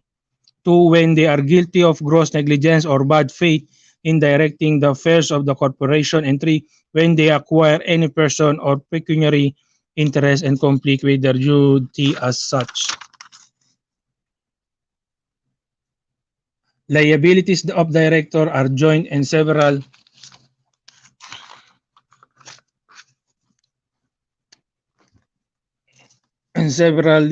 for all damages resulting therefrom suffered by the corporation, its stockholder, or members and other person. Powers of corporation, Section 36 of the Corporation Codes provide and enumerate specifically the power and capacity that a legally constituted corporation may possess. They are 1. To sue and be sued in its corporate name. 2. Of succession by its corporate name for the period of time stated in the Articles of Incorporation and the certificate of incorporation. 3. To adopt and use a corporate seal. 4. To amend in article of incorporation in accordance with the provision of the code. 5. To adopt bylaws not contrary to the law, morals, or public policy and to amend or repeal the same time in accordance with the code. 6. In case of a stock corporation to issue or sell stock to subscriber and to sell treasury to stock in accordance with the provision of the code and to admit at members to corporation it is corporation if it be non-stock corporation.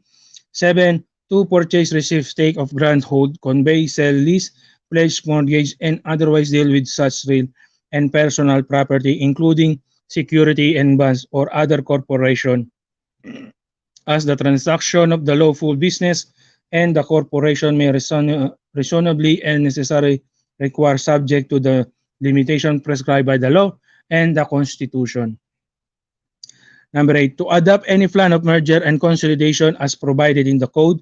9, to make reasonable donation, including those for the public welfare or for hospital, charitable, cultural, scientific, civil, or similar purposes. 10, to establish pension, retirement, and other plans for the benefits of its direct trustee,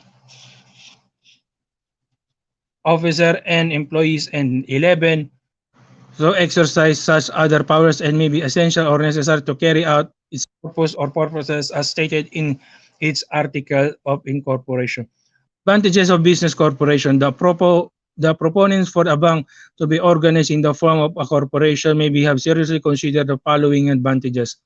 1. It has juridical personality which is completely separate and distinct from the stockholder who are in the owners of the corporate entity.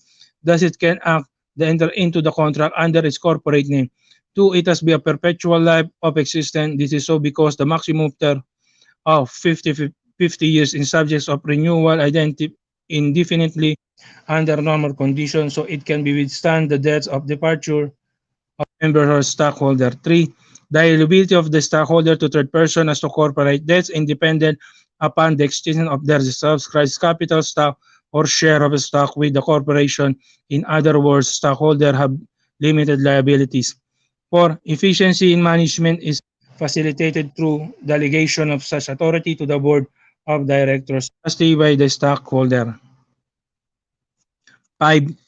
Ownership in a corporation is flexible as such a share of stock may be sold, conveyed, or otherwise transferred to another without transferee getting first the consent of his fellow stockholder.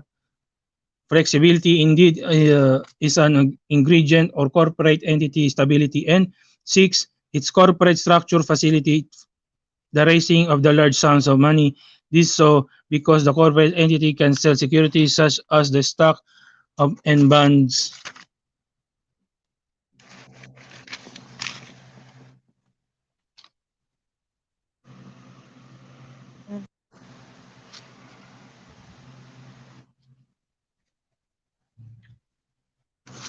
Now, let's go to the question for review and discussion about money, credit, and banking bank organization. So again, my topic is about bank organization. So this is the question about bank organization. Question for review and discussion. Number 1, distinguish organization from management. Question number 2, state the procedure for establishing of the domestic bank. How about a foreign bank? 3. What is the commercial bank, saving, and mortgage bank? 4. States the role of the central banks of the Philippines in the establishment of banks. 5. Why should a bank be organized in the form of a corporation? 6. Who manage the corporation? And last 7 question gives the advantages of a business corporation. Give the advantages of a business corporation. That is our 7 question about organization. This is the 7 question about banking organization. I will be right back for a while. Call of nature. So just wait for a while. Thank you for Madam Salve Malaya for stay in my LS. Thank you po.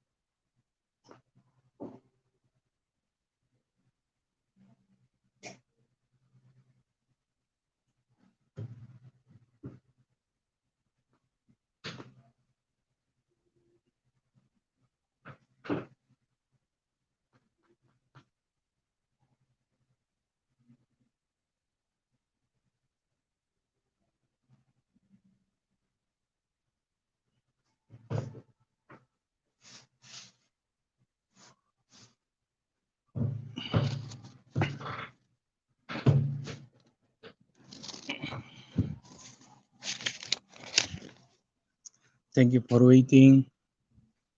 Now let's continue our topic. Okay.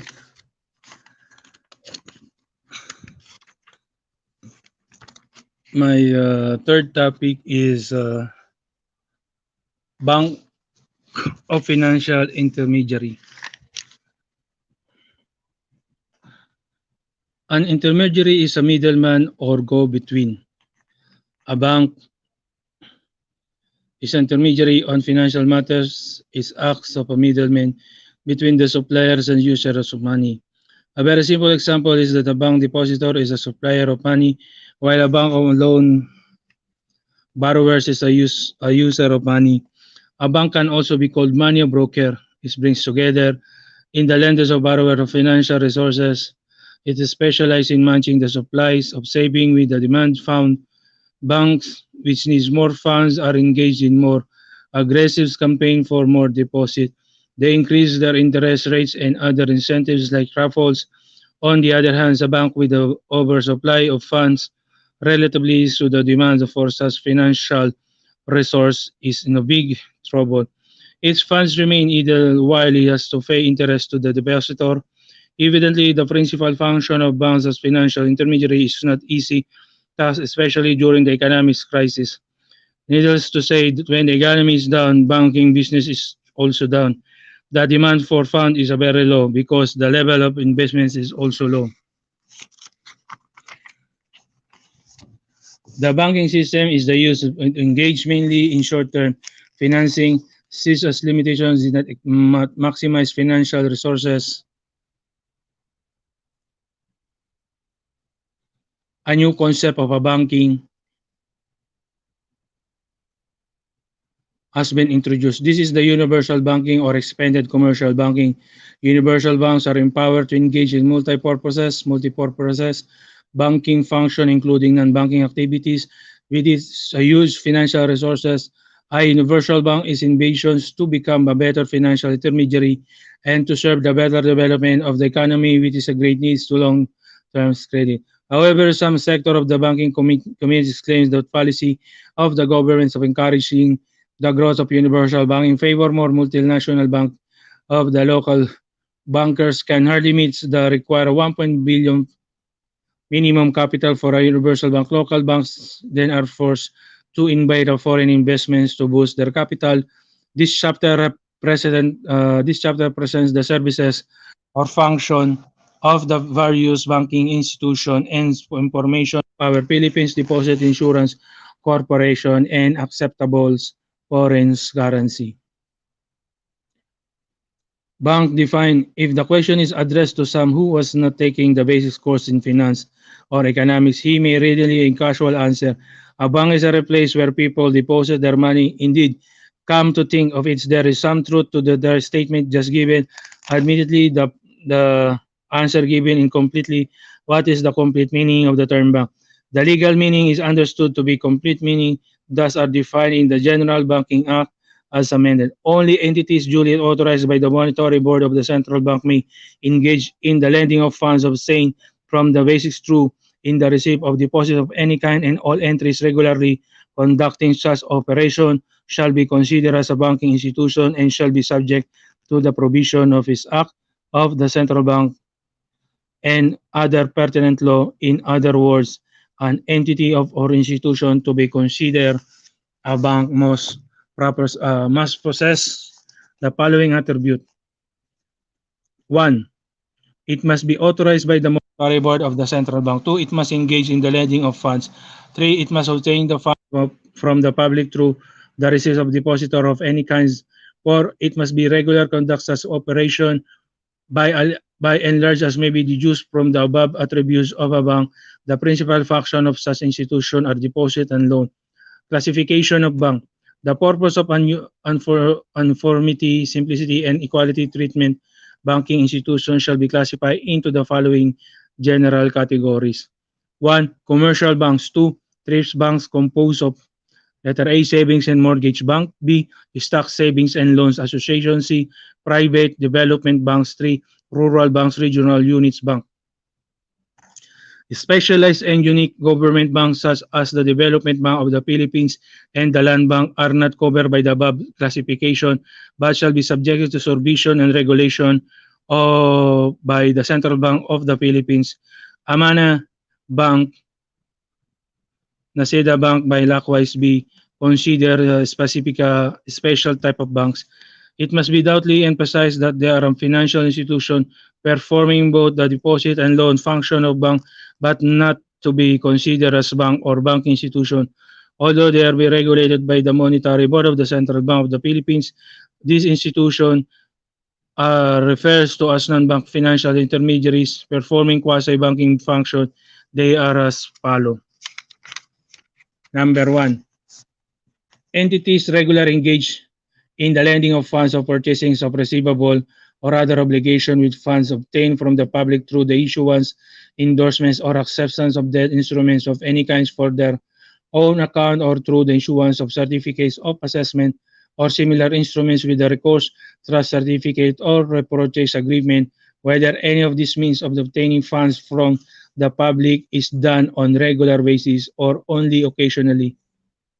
Two, entities regularly engage in the lending of funds which receive deposits only occasionally. And three, trust company building and loan association and non-stock saving and loans association, but such non-deposit accepting entities shall be continue to be supervised and regulated by the monetary board.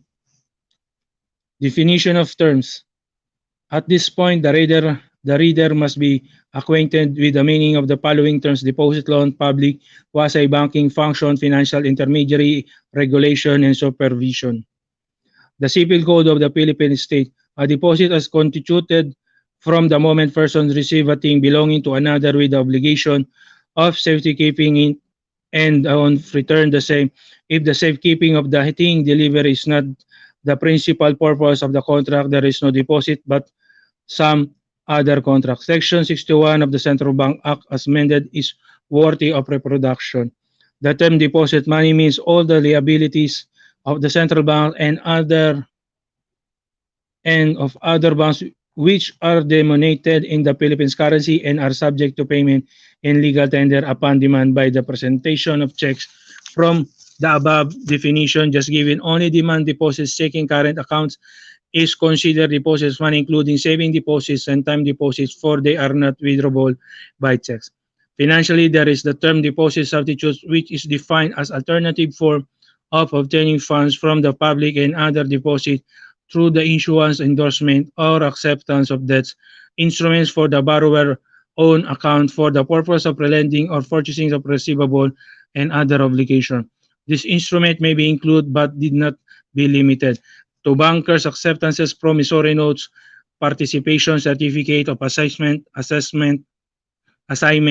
and similar instrument with recourse,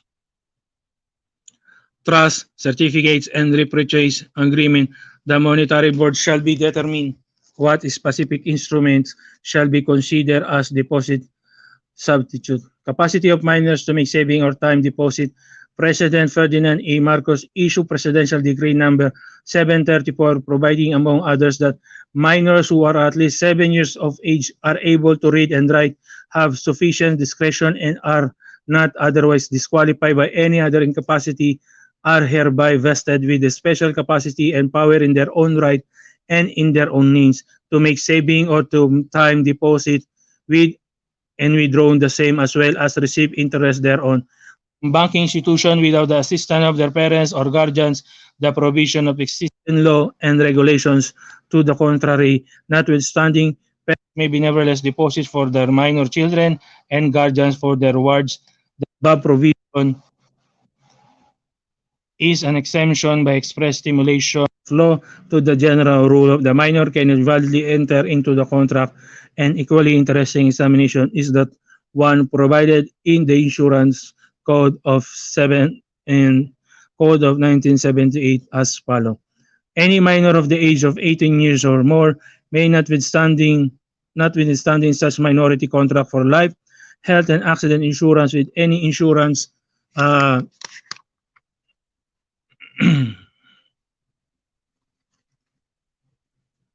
company duly authorized to the business in the Philippines, provided the insurance is taken on his own life and the beneficiary appointed in the minor's state or the minor father's husband, wife, child, brothers, or this or sister. The deposit insurance. If there is the so-called Federal Deposit Insurance Corporation (FDIC) in the United States for the purpose of safeguarding the interest of depositor with respect to their deposits in banking institution, its counterpart in the Philippines is referred to as the Philippine Deposit Insurance Corporation. The PDIC board of directors is composed of three members, of whom shall be governor of the Central Bank of the Philippines, and two whom shall be citizens of the Republic of the Philippines to be appointed by the President of the Philippines. On the other hand, with respect to the Permanent Insurance Fund, the amount earlier set aside from appropriate from the general fund amounted to $5 million, 5 million pesos. This amount has since the increase to 20 million pesos is likewise provided the maximum amount of the insured deposits of any depositor shall be 100,000.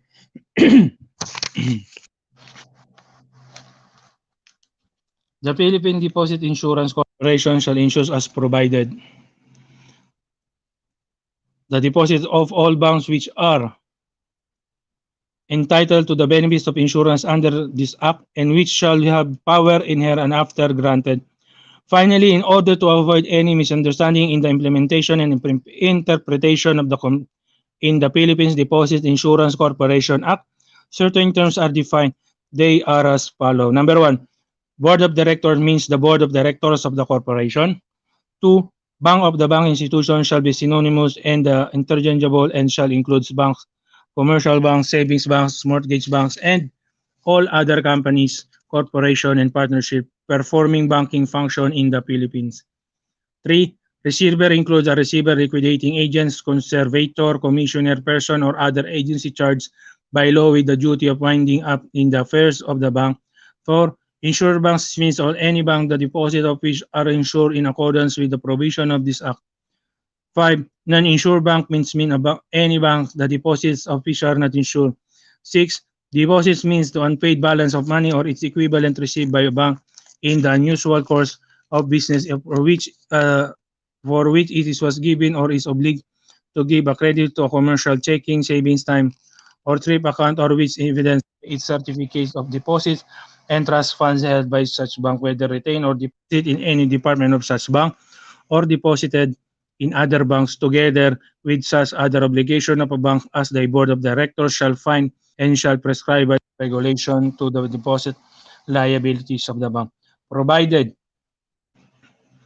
that any obligation of the bank which is payable in at the office of the bank located outside of the Philippines shall not be a deposit for any of the purposes of this act or included as part of the total deposit or of the insured deposit, provided further that any insured bank which is incorporated under the laws of the Philippines which maintains a branch outside the Philippines may elect to include for insurance in deposits obligation payable only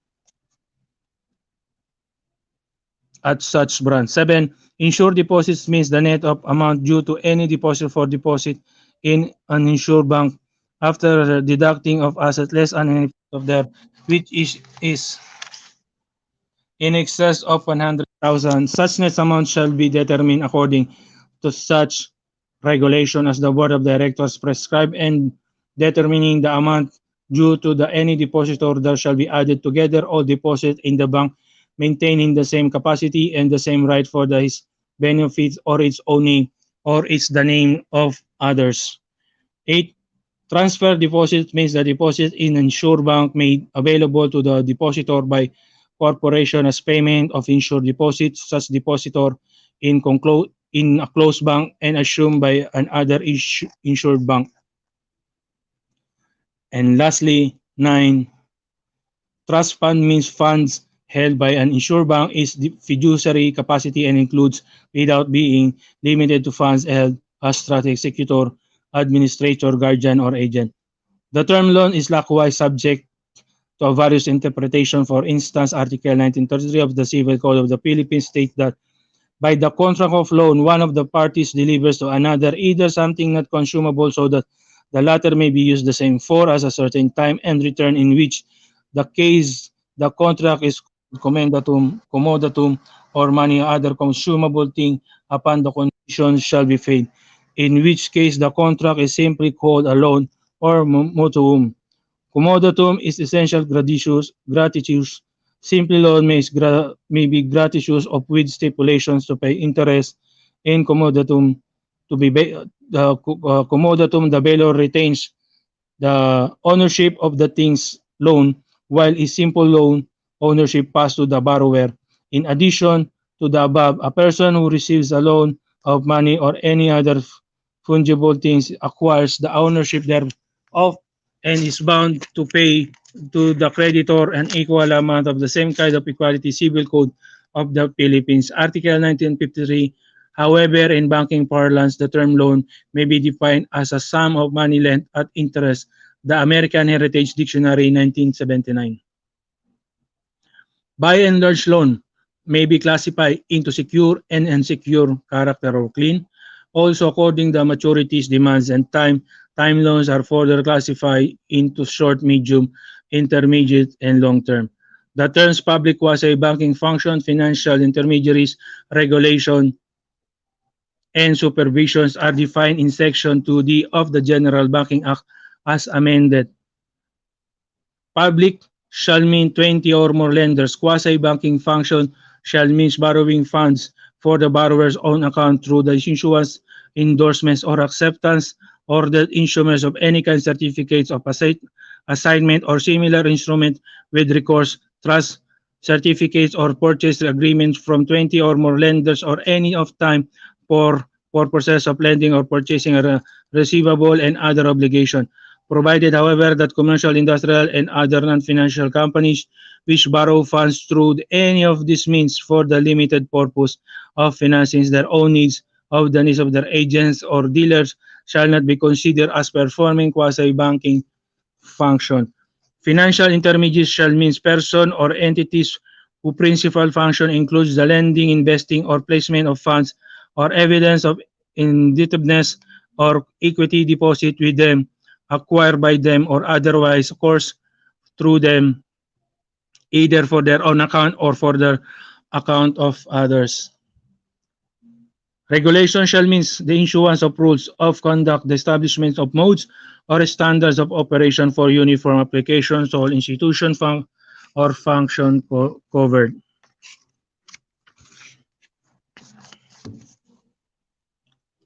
Taking into the consideration in determining such coverage the distinct character of the operation of institution and the substantive similarities of specific functions to which such rule modes or standards are to be applied, provided if the circumstances so warrants as determined by the monetary board, any of these institutions may be subject to specialized examination and supervision shall include not only the issuance of the rules but also overseeing to certain ascertain that regulation are comply with the investigating or examining to determine whether an institution is conducting its business or sound financial basis and inquiring into the solvency and liquidity of the institution.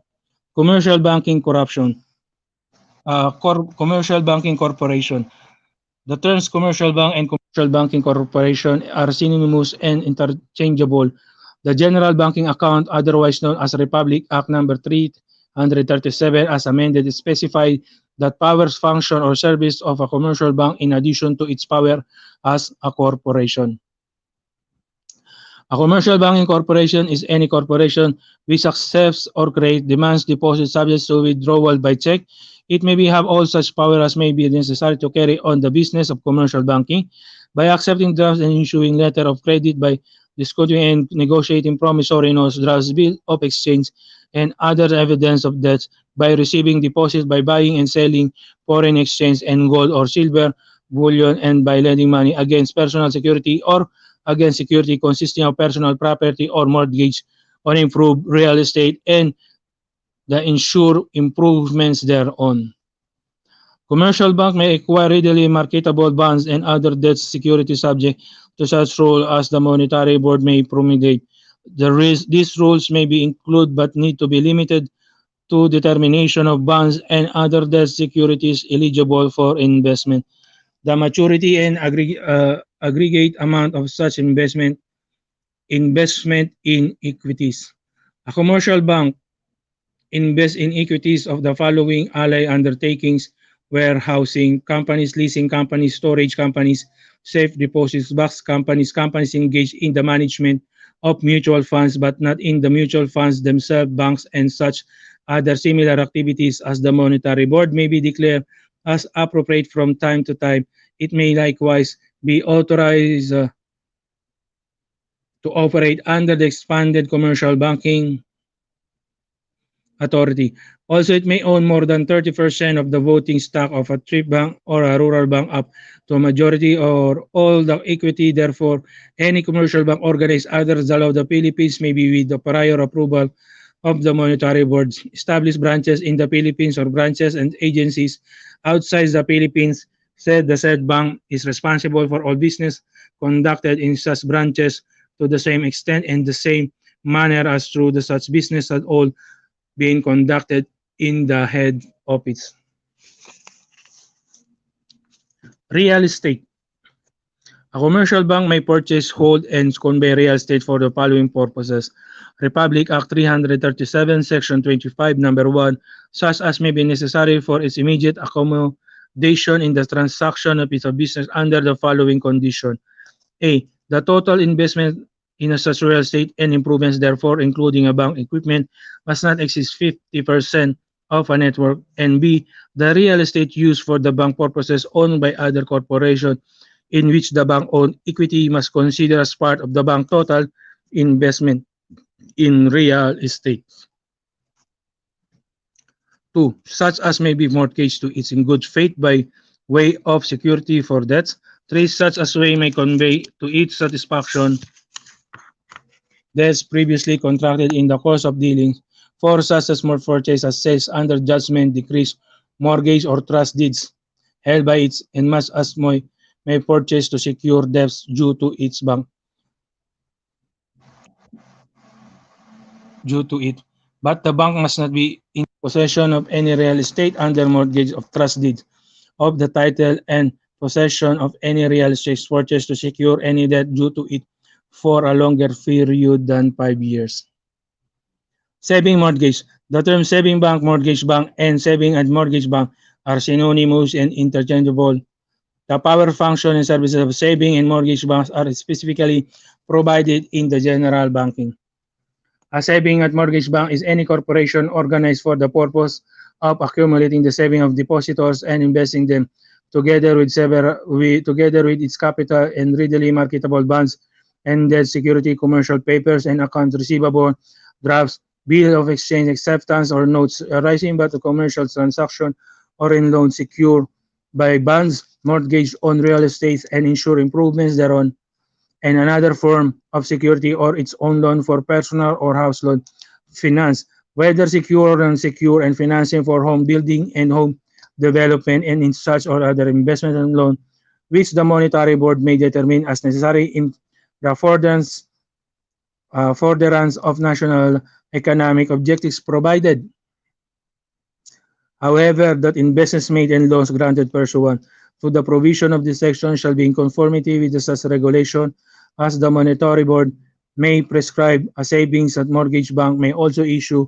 a domestic letter of a credit denominated in Philippines currency in accordance with such regulation as the monetary board may prescribe. Other services. With prior approval of the monetary board, a saving and mortgage bank may perform commercial banking services or maybe operate under expanded commercial banking authority and whenever applicable exercise such other powers incidents to a corporation. Also, it may lend money against the security of jewelry, precious stone, and article of the similar nature, subject to such rule and regulation as the monetary board may prescribe.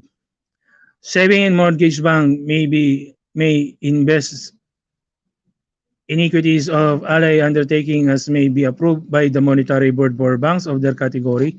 It may be issue mortgage and chattel mortgage certificate by and sell them for its own account or for the accounts of others, or accept and receive them in payment or as amortization of its loan.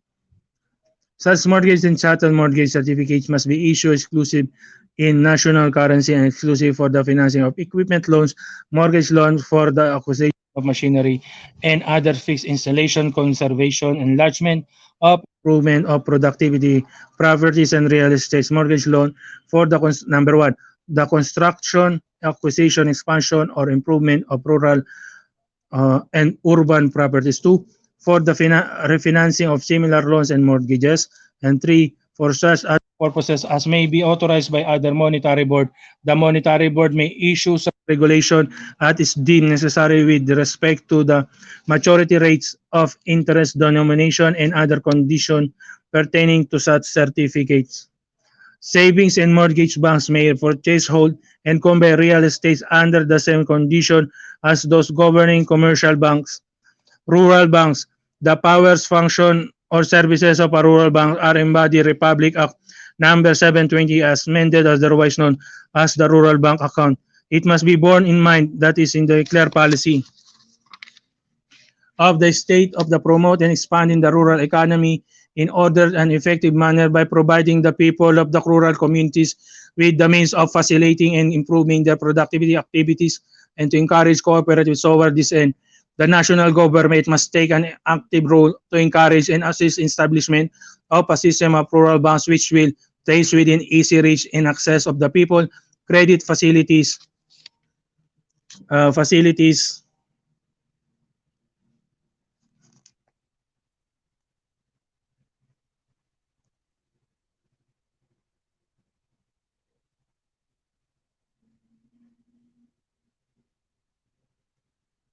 on reasonable terms. Consequently, appropriate agency or instrumentalist of the national government in cooperation with the rural bank must provide advance or business or farm management and proper use of credit for production and marketing. In furtherance of the above policy, the Monetary Board of the Central Bank of the Philippines is mandated to formulate the rules of regulation, government, the establishment, and operation of rural banks for the purpose of the providing adequate credit facilities to farmers and merchants or to cooperative of such farmers or merchants and in general to the people of the rural communities and to supervise the operation of such banks. Services of rural banks. A rural banks may perform the following service: Republic Act 720, Section 11, number 1, accept saving and times deposit. 2, act as correspondent for other financial institution. 3, act as a collection agent. 4, offer other banking services as provided in Section 72 of the General Banking Account as amended. With written permission of the Monetary Board of the Central Bank, it may A. Open current or checking accounts. B. Act as a trustee over estate or of properties of farmers and merchants. C. Act as official depository of municipal, city, or provincial funds in the municipality, city, or province where it's located in. Letter D. Rediscount paper with the Philippines National Bank of the Philippines or other banks of their branches and agency. The central bank may specify the nature of paper deemed acceptable for a discount rate to be charged by any of these institutions. With prior approval of the Monetary Board, Rural Bank may perform all the services authorized for saving in mortgage bank or for commercial bank or may operate under expanded banking authority. Condition for equity investment. Finally, rural banks may be investment equities of ally undertakings as may be approved by the Monetary Board under the following condition. Number 1, thus the total investment is equity is not to exceed 25% of the net worth of the rural bank. 2, thus the equity investment in any single enterprise is limited to 15% of the net worth of the rural bank. And 3, that the equity investments of the rural bank in a single enterprises into remain minority of holding in that enterprises except where the enterprise is not financial intermediary. In addition to the above, rural banks may designated as an agent of the Philippines National Bank and the Development Bank of the Philippines in places where the latter have no branch or agency. Private and Development Bank. The power function or services or private development bank are specifically provided in Republic Act number 4393 as amended, otherwise known as the Private Development Bank account.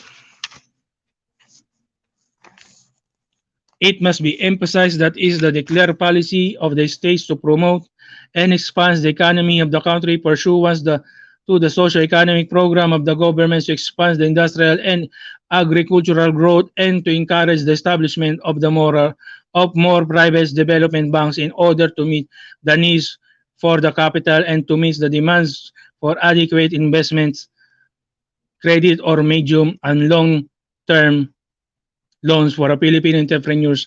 Towards this end, the government is required to encourage and assist in the establishment of a system of private development banks which will promote agriculture and industry and at the same time place which is easy reach to the people, the medium and long-term credit facilities at reasonable cost. Development Bank of the Philippines, the Philippine National Bank, the Government Service Insurance System, the Social Security System, the National Economic Development Authority, the Department of the Agriculture, the Department of Trade and Industry, and the appropriate agency corporation or instrumentalities of the government may in cooperation with the private development banks provide adequate assistance in agriculture and industry.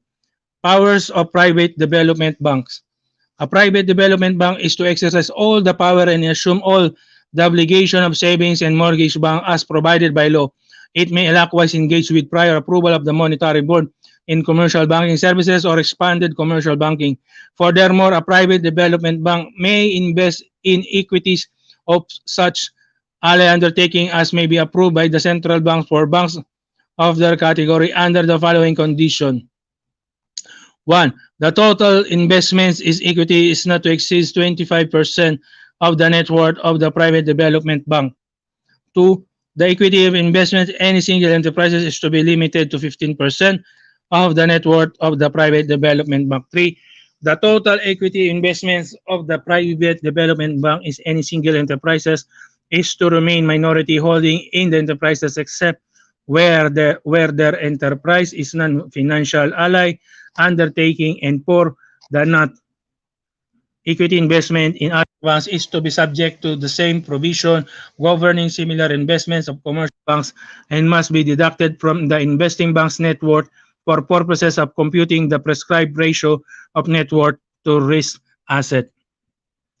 Last but not least, a private development bank may establish branches and agencies subject to the approval of the Monetary Board of the Central Bank. Savings and the Loan Association. The powers of function or services of Savings and Loan Association is categorically embodied in Republic Act number 3779 as amended, otherwise known as Savings and Loan Association Act. Saving Loan Association is any corporation engaged in the business of accumulating the saving of its member of stockholders and using such accumulations together with its capital in the case of a stock corporation for loan and or for investment in the securities of productive enterprises or in securities of the government or any its political subdivision instrumentalities or corporation. However, it is primarily engaged in servicing the needs of household by providing personal finance and long-term financing for home building and development. Accordingly, it is the declared policy of the State Republic Act 3779 Section 2, number 1 to regulate and supervise the activity of the Saving and Loan Association in order to place the operation on a sound, stable, and efficient basis. The end of that they may able to provide for the establishment of additional credit and saving facilities in a fair manner to consuming public and industry, commerce and agriculture, and to curtail or prevent acts or practices of the Saving and Loan Association which are prejudicial to public interest. 2. To lay down the minimum requirements and the standard which Savings and Loan Association may be established and to do business. 3. Maximize the protection of the public and of members of stockholders of saving and loan associations against misfiance, misfiance of the directors and officers thereof, and 4. To encourage industry, frugality, and accumulation of saving among the public and the members and stockholder of Saving and Loan Association. Powers of Savings and Loans Association.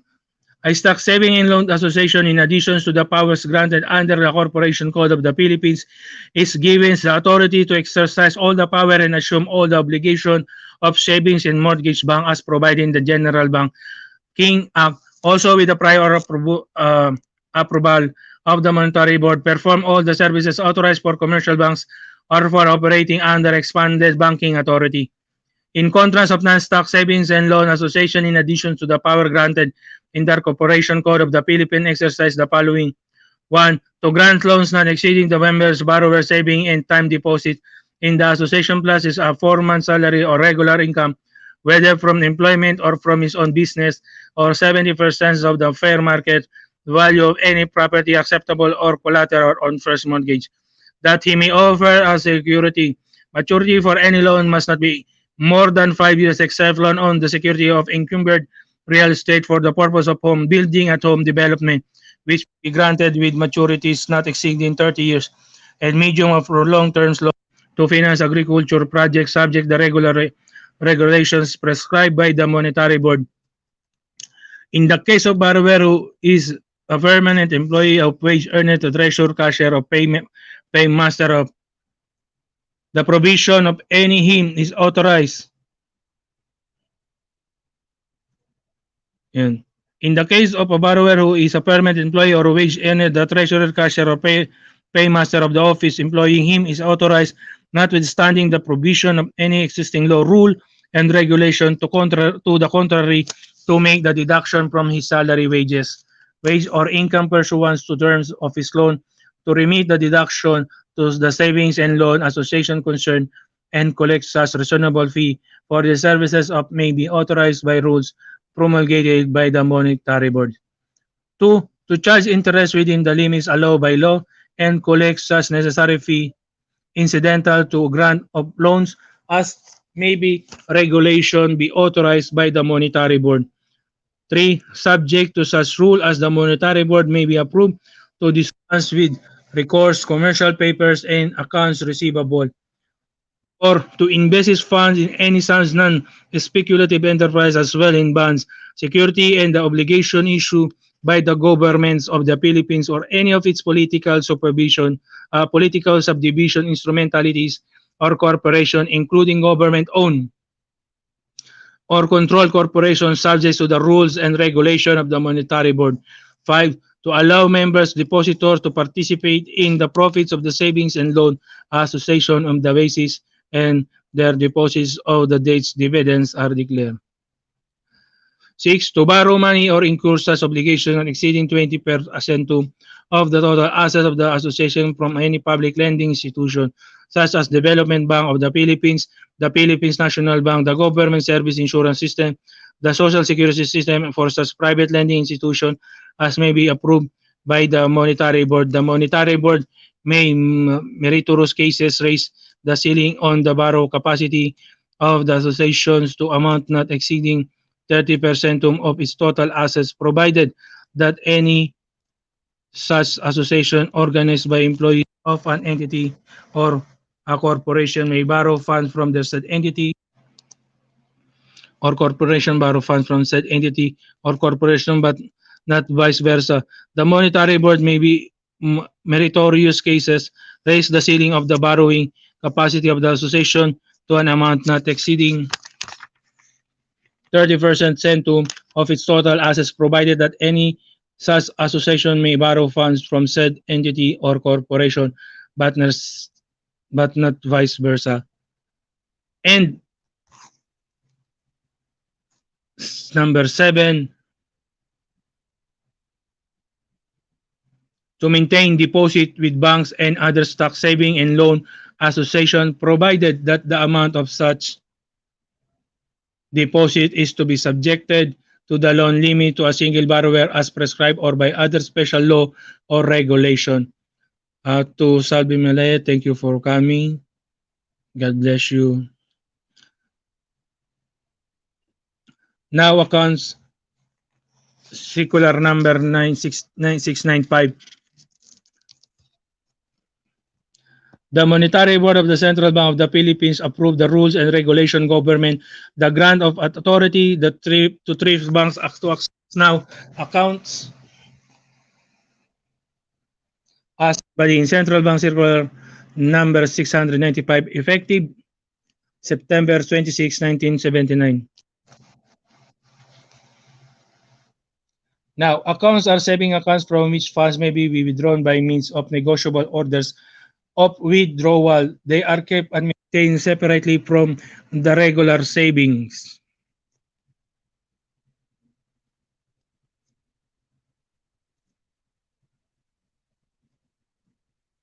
Deposits which are subject to withdrawal through the presentation of withdrawal slip and passbook.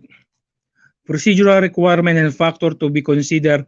Any thrift bank, savings and mortgage banks, private development banks, and stock savings and loan association desiring to offer now accounts must submit an application in the form of letter request addressed to the Monetary Board. An appropriate supervising and examining department of the central bank will evaluate such application, taking into consideration, among others, the following. Number one, the capital, financial condition, and profitability or earning capacity of the applicant's bank. Two, existing system and procedure and internal control safeguards of the applicant bank. Three, the ability of the bank personnel to handle now accounts. And four, the general compliance by the applicant bank with banking laws, rules and policy, and all other orders and instruction of the monetary board and or central bank management. Also, only natural person and are eligible to maintain now accounts. Finally, any thrift bank may be permitted to accept or offer only either demands deposit or now accounts, but not both. Pro forma order of withdrawal.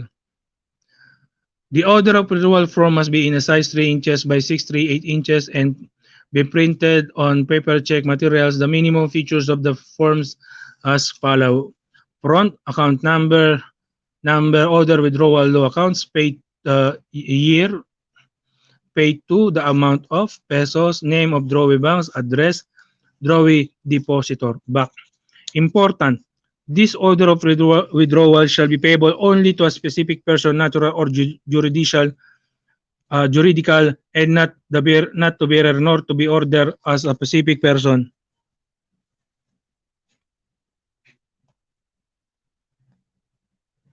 Two, only the payee can encash this order of withdrawal with the drawee bank or deposit in his account with the drawee banks or with any other bank. Philippine branches, in order to provide effective protection of the interests of the depositor and other creditors of the Philippines branches of foreign banks, the head of office of such branches is required to fulfill guarantee the prompt payment of all liabilities of its Philippine branch.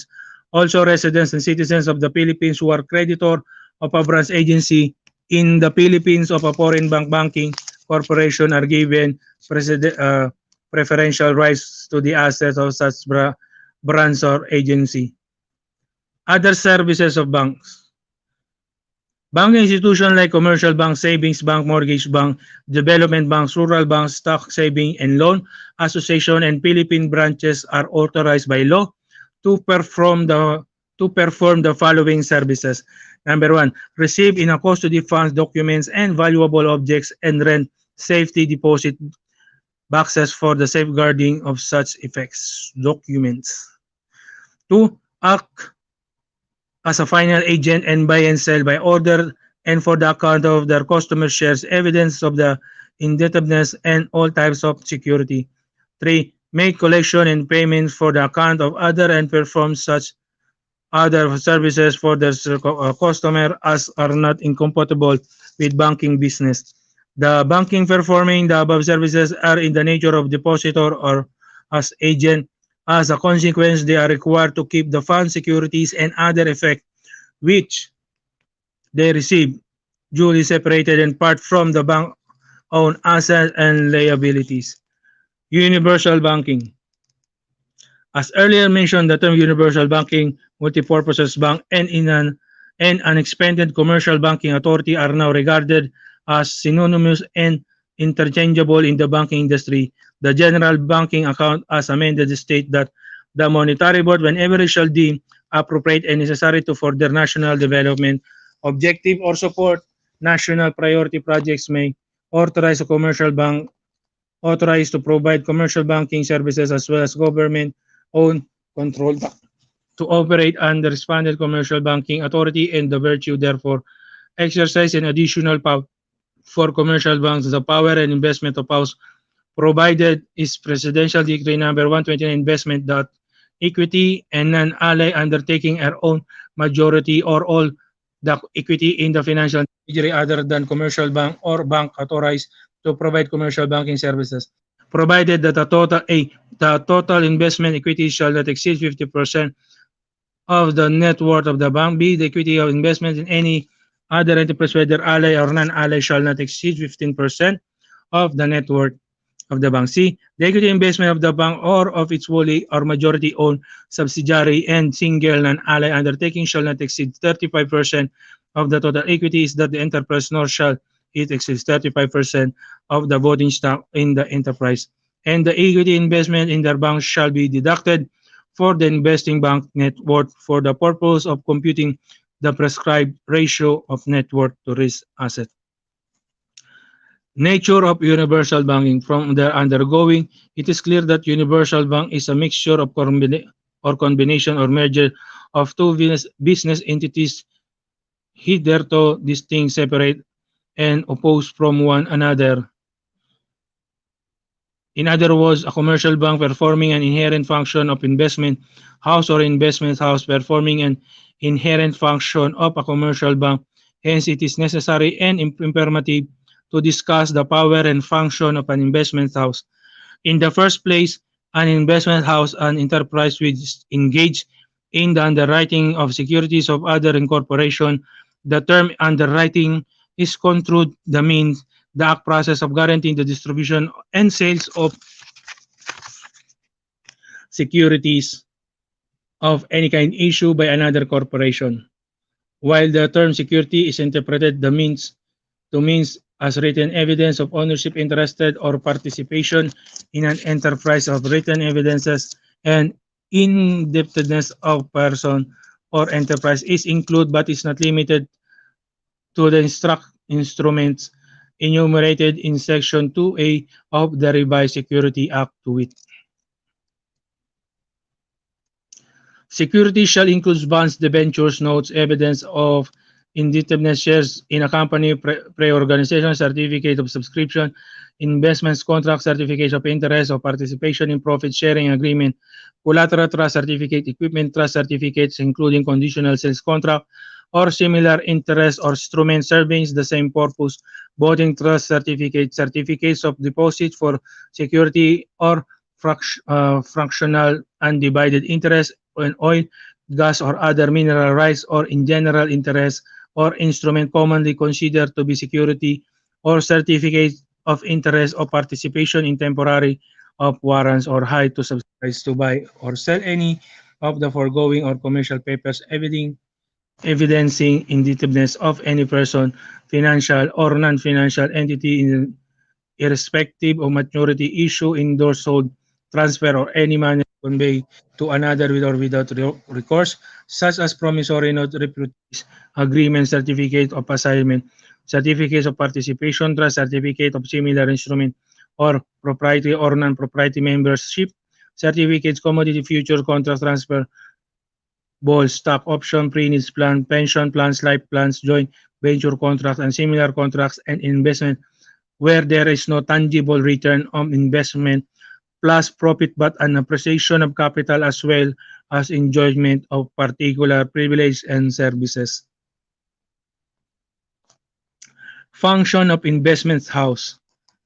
By and large, in addition to the powers and granted to corporation in general, investment House is authorized to do the following Presidential Decree 129 Section 7, Number 1.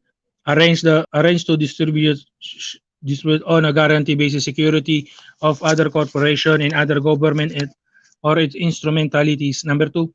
Participate in a syndicate undertaking to purchase and sell, distribute or arrange to distribute on a guarantee basis security of other corporation of the government or instrumentalities.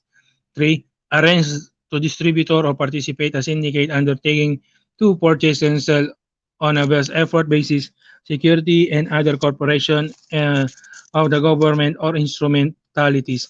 4.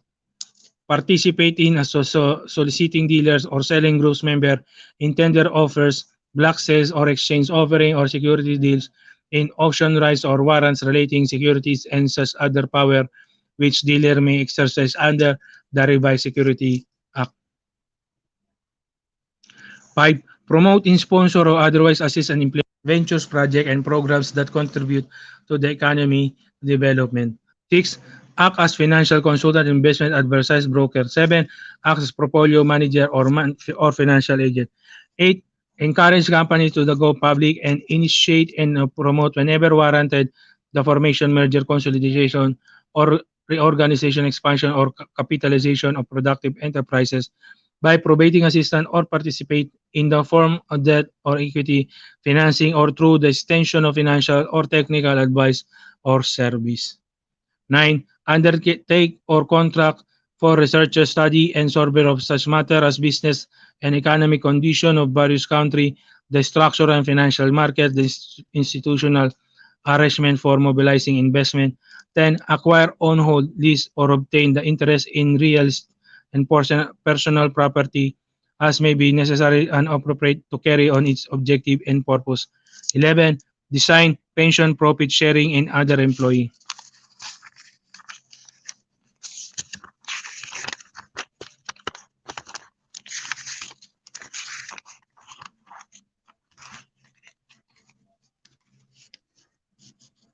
benefits plan. 12.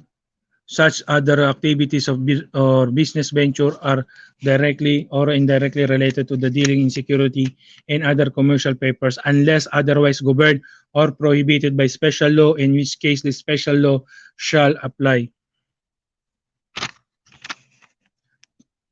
13. Subject to prior approval by the Monetary Board, the provision of Chapter 4 of the Central Bank Charter and such rule and regulation as may be issued by the Monetary Board engage in a foreign exchange operation which the Monetary Board identify as directly related to and supported of the activities specified under item 8 above, and 14 as a trustee of trust funds or trust property subject to the provision of chapter 7 of the general banking account subject to applicable law and regulation and with prior approval of the Monetary Board.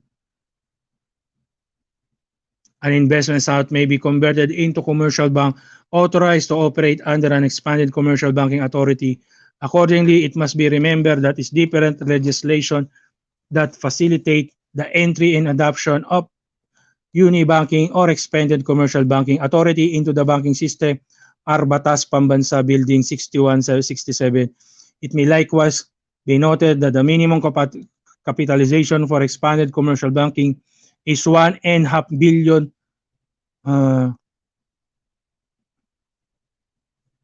pesos. This may be attained through process of merger consolidation, conversion, or increase in network.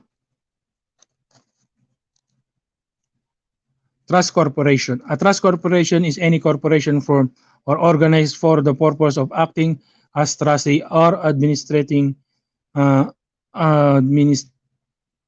any trust of holding property in trust or a deposit for the use, benefit, or behoof of others. A trust company corporation may be approved the Monetary Board. Do a commercial banking business must be kept separate, a distinct trust business. Conversely, any banking corporation may be with approval of the Monetary Board by authorized to engage in the business of trust company subjects the rules applicable to trust business. In addition to the general powers incidents, the corporation, a trust company in power, general banking account.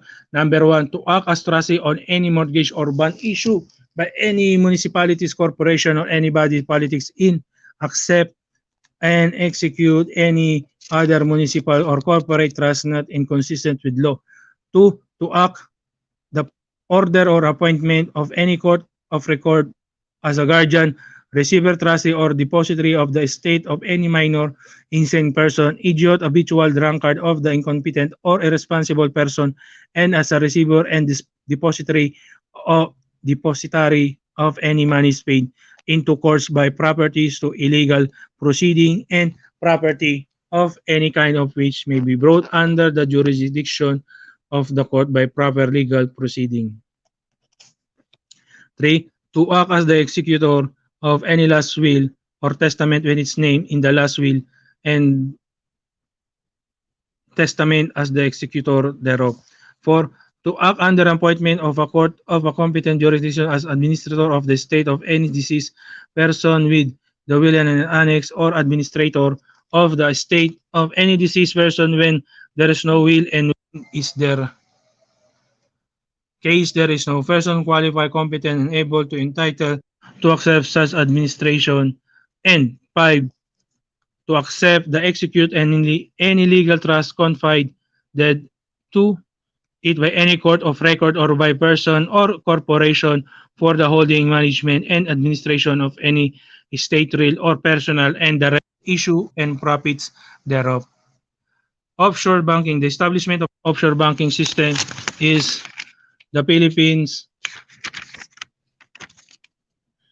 in the Philippines was made possible by Presidential Decree number 1034 which took effect upon its approval on September 30, 1976. The motivation for the issuance of the such as Presidential Decree were due the following. 1. That the condition conducive to the establishment of an offshore banking system such as political stability of growing economy and adequate communication facilities among others exist in the Philippines. 2. That is the interest of developing countries to have a wide access of possible to the course of capital funds for economic development. 3. That an offshore banking system based on the Philippines will be advantageous and beneficial to the country by increasing our links with foreign lenders, facilitating to flow or desire investment into the Philippines, creating employment opportunities and enterprise expertise in international finance and contributing to the national development effort. Number 4, the geographical location, physical and human resources and other positive factors provide the Philippines with the clear potential the development as another financial center in Asia. The term offshore banking must be differentiated from the term offshore banking unit. The former refers to the conduct of banking transaction in foreign currency involving the receipt of funds from external sources and the utilization of such funds as provided in the decree. On the other hand, the latter refers to branch, subsidiary, or affiliate of a foreign banking corporation which is duly authorized by the Central Bank of the Philippines to transact offshore of banking business in the Philippines. Requirement. Only banks which are recognized under any law other those of the Republic of the Philippines, their branches, subsidiary, or affiliates may be qualified to operate offshore banking in units in the Philippines is given necessary to certificate of authority to operate by the monetary boards of the central banks of the Philippines. However, local branches of the foreign banks already authorized to accept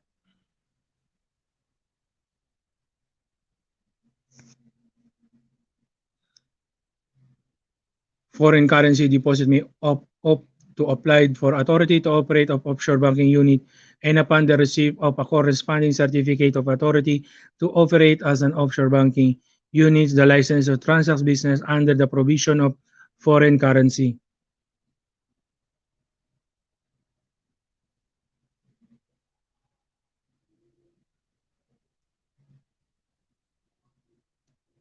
Deposit Act is deemed ipso facto automatically withdrawn.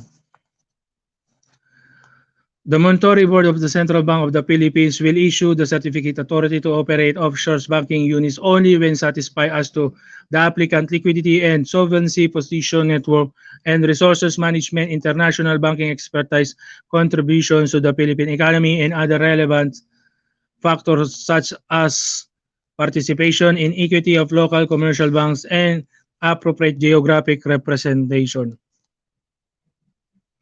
corporates undertaking under those circumstances that the applications to operate an offshore banking unit could be considered unless the applicant has submitted first to the Central Banks of the Philippines a sworn undertaking of its head's office of parents holding company duly supported by an appropriate resolution of its board directors that among other things Presidential Decree 104034 Section 4 uh, 1. It will on demand provide the necessary specified currency to cover liquidity needs that may arise or other shortfall that is offshore banking. 2. The operation of its offshore banking unit shall be managed soundly and with the prudence. 3. It is will train and continually educate a specific number of Filipino international banking and foreign exchange trading with view to reducing the number expatriates. Again, thank you for viewing. To Salvi Malaya, thank you for viewing and visit my channel. Thank you. I will visit to your channel later. 4. It will provide and maintain its offshore banking unit net office funds in the minimum amount of 1,000 US dollar.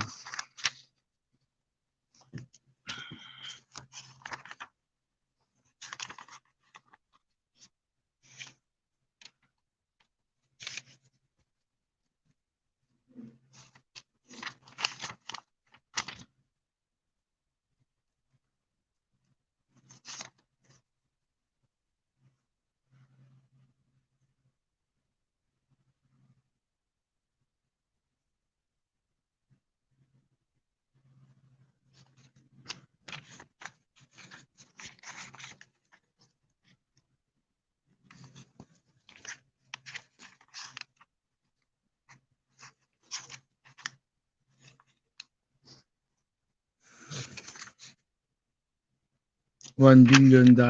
And 5. It will start operation of its offshore banking unit within 180 days from receipt of its certificate of authority to operate such units. Laws not applicable. The provision of the following law will not be applicable to transaction or deposits in offshore banking units in the Philippines with the exception of Republic Act number 1405, Secrecy of Banking Deposit Law, Presidential Decree 1034 Section 8. Number 1, Act number 2655 Usury Law. 2, Republic Act number 2529 as amended uniform current law. 3. Republic Act number 3591 as amended Deposit Insurance Law. The Central Bank of the Philippines is authorized to collect a fee of not less than 220,000 US dollar upon issuing a certificate of authority to operate an annual thereafter on the anniversary date of such certificate. Foreign Currency Deposit System. Foreign Currency Deposit Act identify the parties who may deposit foreign currency and those who may receive the same to it. Any person, natural or judicial, may, in accordance with the provision of this act, deposit with such Philippines bank in good standing as may upon application be designated by the central banks for the purpose foreign currency which are acceptable as part of the international reserve, except those which are required by the central banks to be surrendered in accordance with the provisions of Republic Act numbers 265. Acceptable foreign currency. Circular 3443 of the Central Bank of the Philippines as a starter make a list of foreign currency acceptable as part of the international reserve of the Philippines are therefore eligible as foreign currency deposit section 3 US dollar, pound sterling, Swiss francs, French franc, just mark, Canadian dollar, Netherlands guilder, lire, and Japanese yen. For the reference exchange rate bulletin as Bank of March 29, 1989 currency convertible with central bank. 1 to 30. United States dollar, Japan yen, United Kingdom pound, West Germany, Jutske mark, 5 Hong Kong dollar, 6 Switzerland franc, 7 France franc, Canada dollar, Netherlands guilder, Australia skilling, Singapore dollar, Belgium franc, Australia dollar, Bahrain dinar, Kuwait dinar, Malaysia dollar, Saudi Arabia rial, Italy lire, 19 Iraq dinar, Brunei dollar, Indonesia rupiah, Thailand baht, Argentina austral, Brazil cruzado, Denmark kroner, Finland marka, Greece drachma, India rupee, Mexico peso, New Zealand dollar.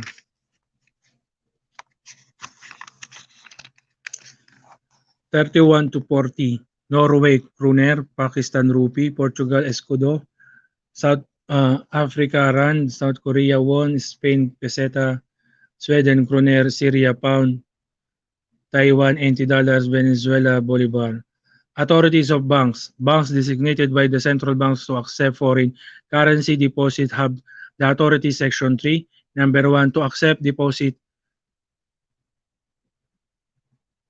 foreign currency in trust, provided the number accounts for recording and servicing of such deposit shall be allowed. 2. To issue certificates to evidence such deposit. 3. To discount said certificate. 4. To accept said deposits are collateral for loans subject to such rule and regulations as may be promulgated by the central banks from time to time. And last, number 5, to pay interest in foreign currency on such deposit. Now, let's go to the money, credit, and bank as financial intermediary question for review and discussion. Number 1, define the term bank. 2, differentiate deposit from loan. 3, distinguish regulation from supervision, which more active between the two. 4, what are the financial intermediaries? 5, state the difference between commercial bank and saving mortgage bank, rural bank, and private development bank. 6, distinction between saving and loan association and trust corporation. 7, accounts. Are now accounts. 8, gives the function of universal bank. 9, last question, compare foreign currency deposit system to offshore banking system. Now let's go to the annex.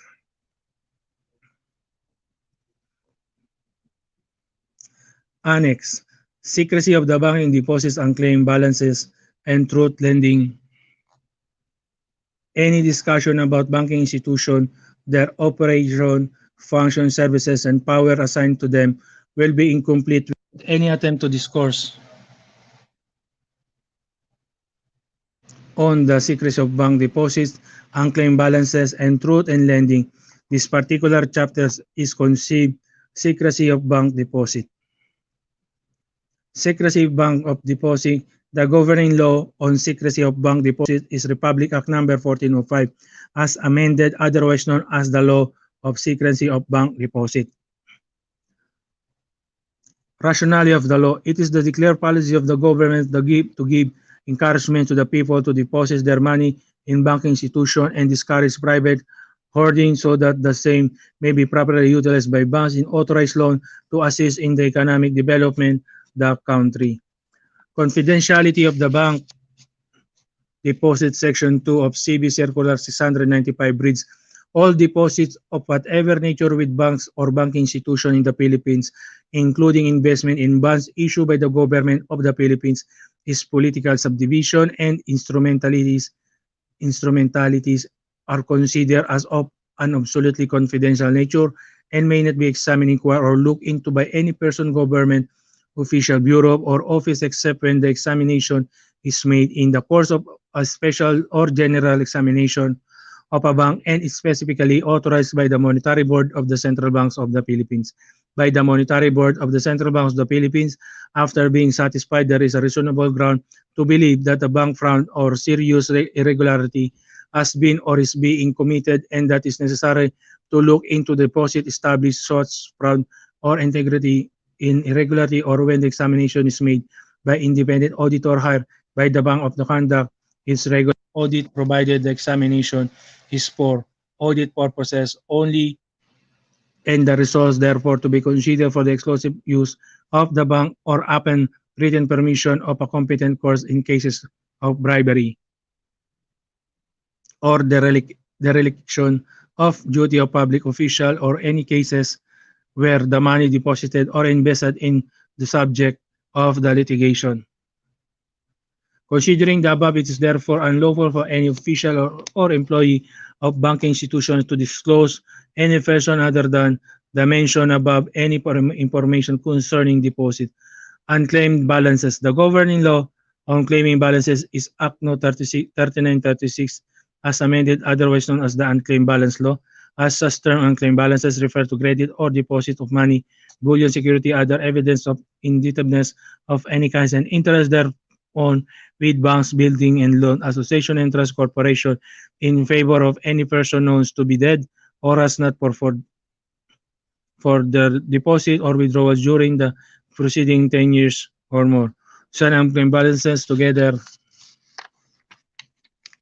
with the increased proceed therefore are required by law to be deposited with the Treasury of the Philippines to the credit of the government of the Republic of the Philippines to be used of the Pambansa may direct Section 1 Act 3936 as amended by uh,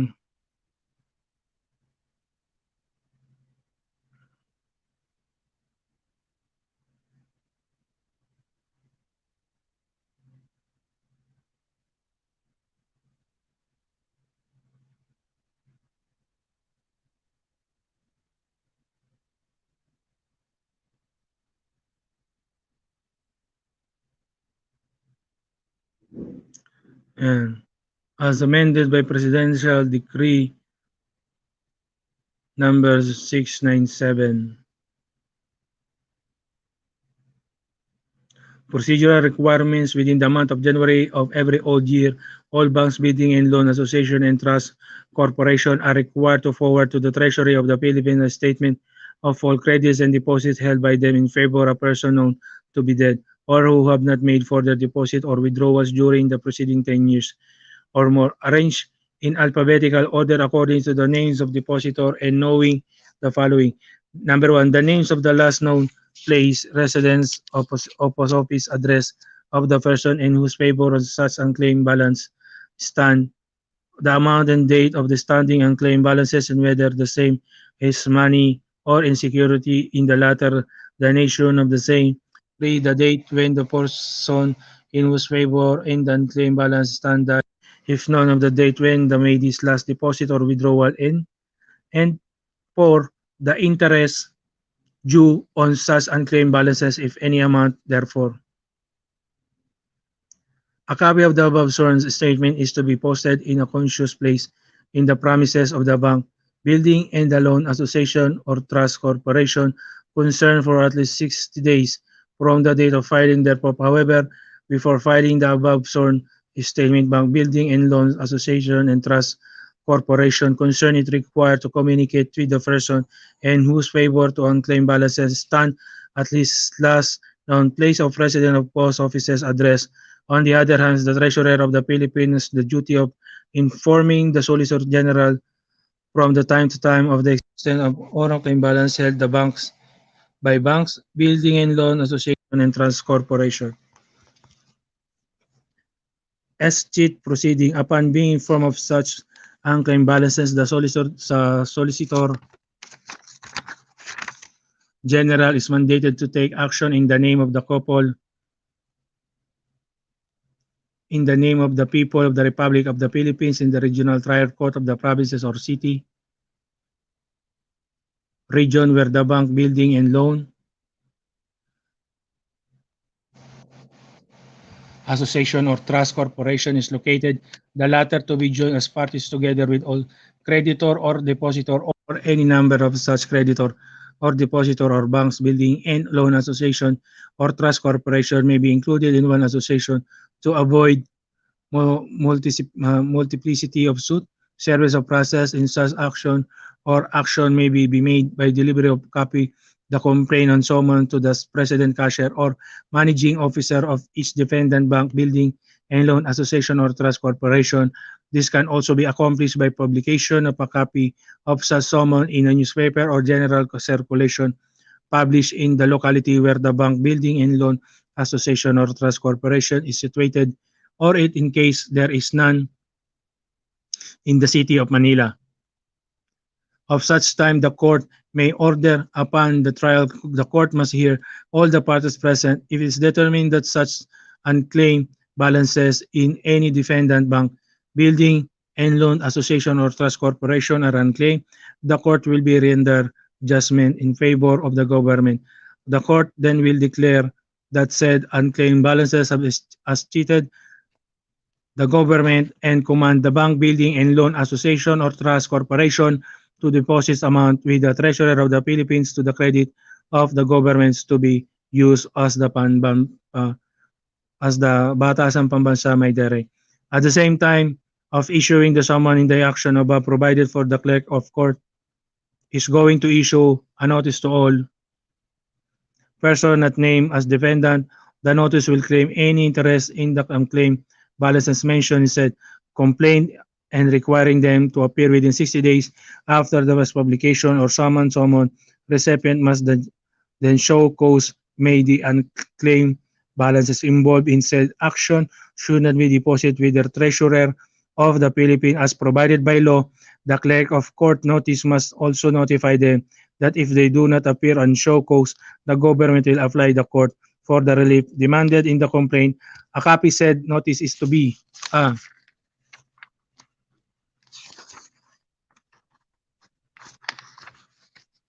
attached to and published with the copy said someone requires to be published above any person interested may appear in the action and be a party of thereto. Upon the publication of the complication of the publication of the summon of notice and service of summon on the dependent bank's bill and laws association or trust corporations, the court is granted to have full and complete jurisdiction in the public of the Philippines over the said unclaimed balances and over the person having or claiming an interest in the said unclaimed balances or any of them and have full completely jurisdiction to hear and determine the issue therein and render the appropriate judgments thereon. Truth in lending. The government law of the truth in lending is Republic Act number 3765, otherwise known as the Truth in Lending Act. The law took effect upon its approval on 22, 1963, which mandated the disclosure of finance charge in connection with the extension of credit. Essential points are faithfully represented below. Declaration of policy. It is the declared policy of the state to protect its citizen from a lack of awareness of the true cost of credit to the user by assuring a full disclosure of credit to the detriment of the national economy. Definition of some terms. The following terms are clarified along the lines of the Truth in Lending Act. They are as follows.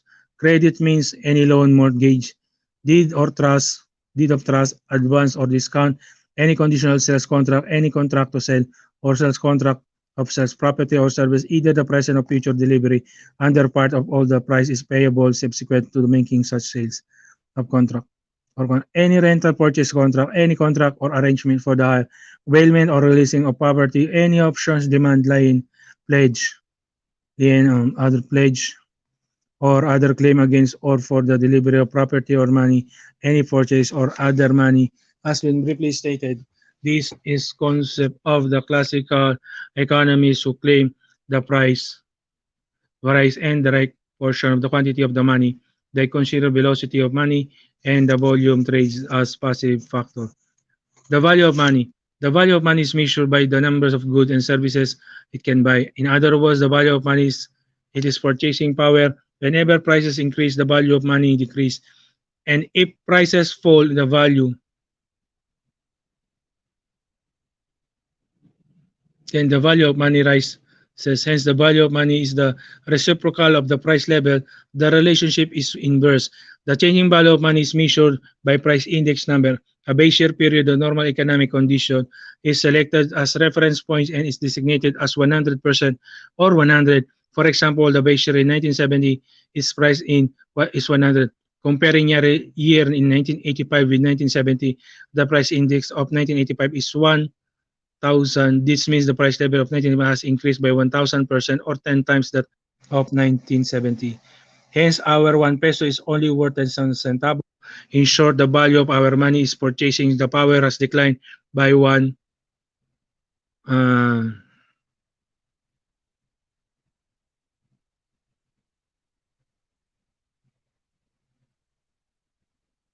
by 1000%. Such conditions certainly if affects various sectors of the economy, especially those with fixed incomes.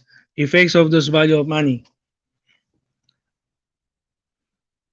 Sudden big changes in price level are harmful to the economy. Investment, employment, production, and consumption, among others, are affected. When its price substantially increase, say 50%, fixed income groups like employees greatly suffer.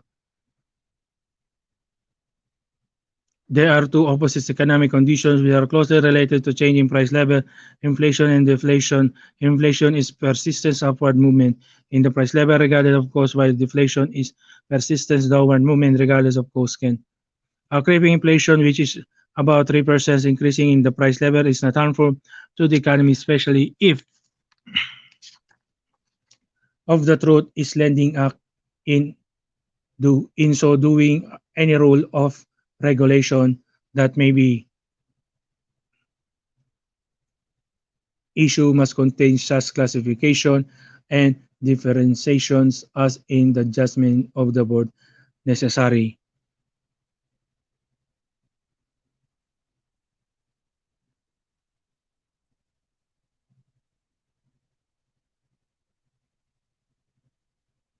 or proper to effectuate the objectives of the law. Okay? To all my friends and viewers, small YouTuber, I will end this my live stream. Then I will continue this afternoon or maybe in the evening. Uh, almost 3 hours. So I need to rest for a while. So I will continue this in the afternoon and or evening. Thank you to Salve Malaya for visiting my channel. I will visit to your channel before I start my my live stream in the afternoon or 5 or maybe evening. All right, I will visit to your channel. Thank you for coming and shout out again to Salve Malaya. Thank you very much. God bless you and more blessings to come. More power. Thank you. Bye bye.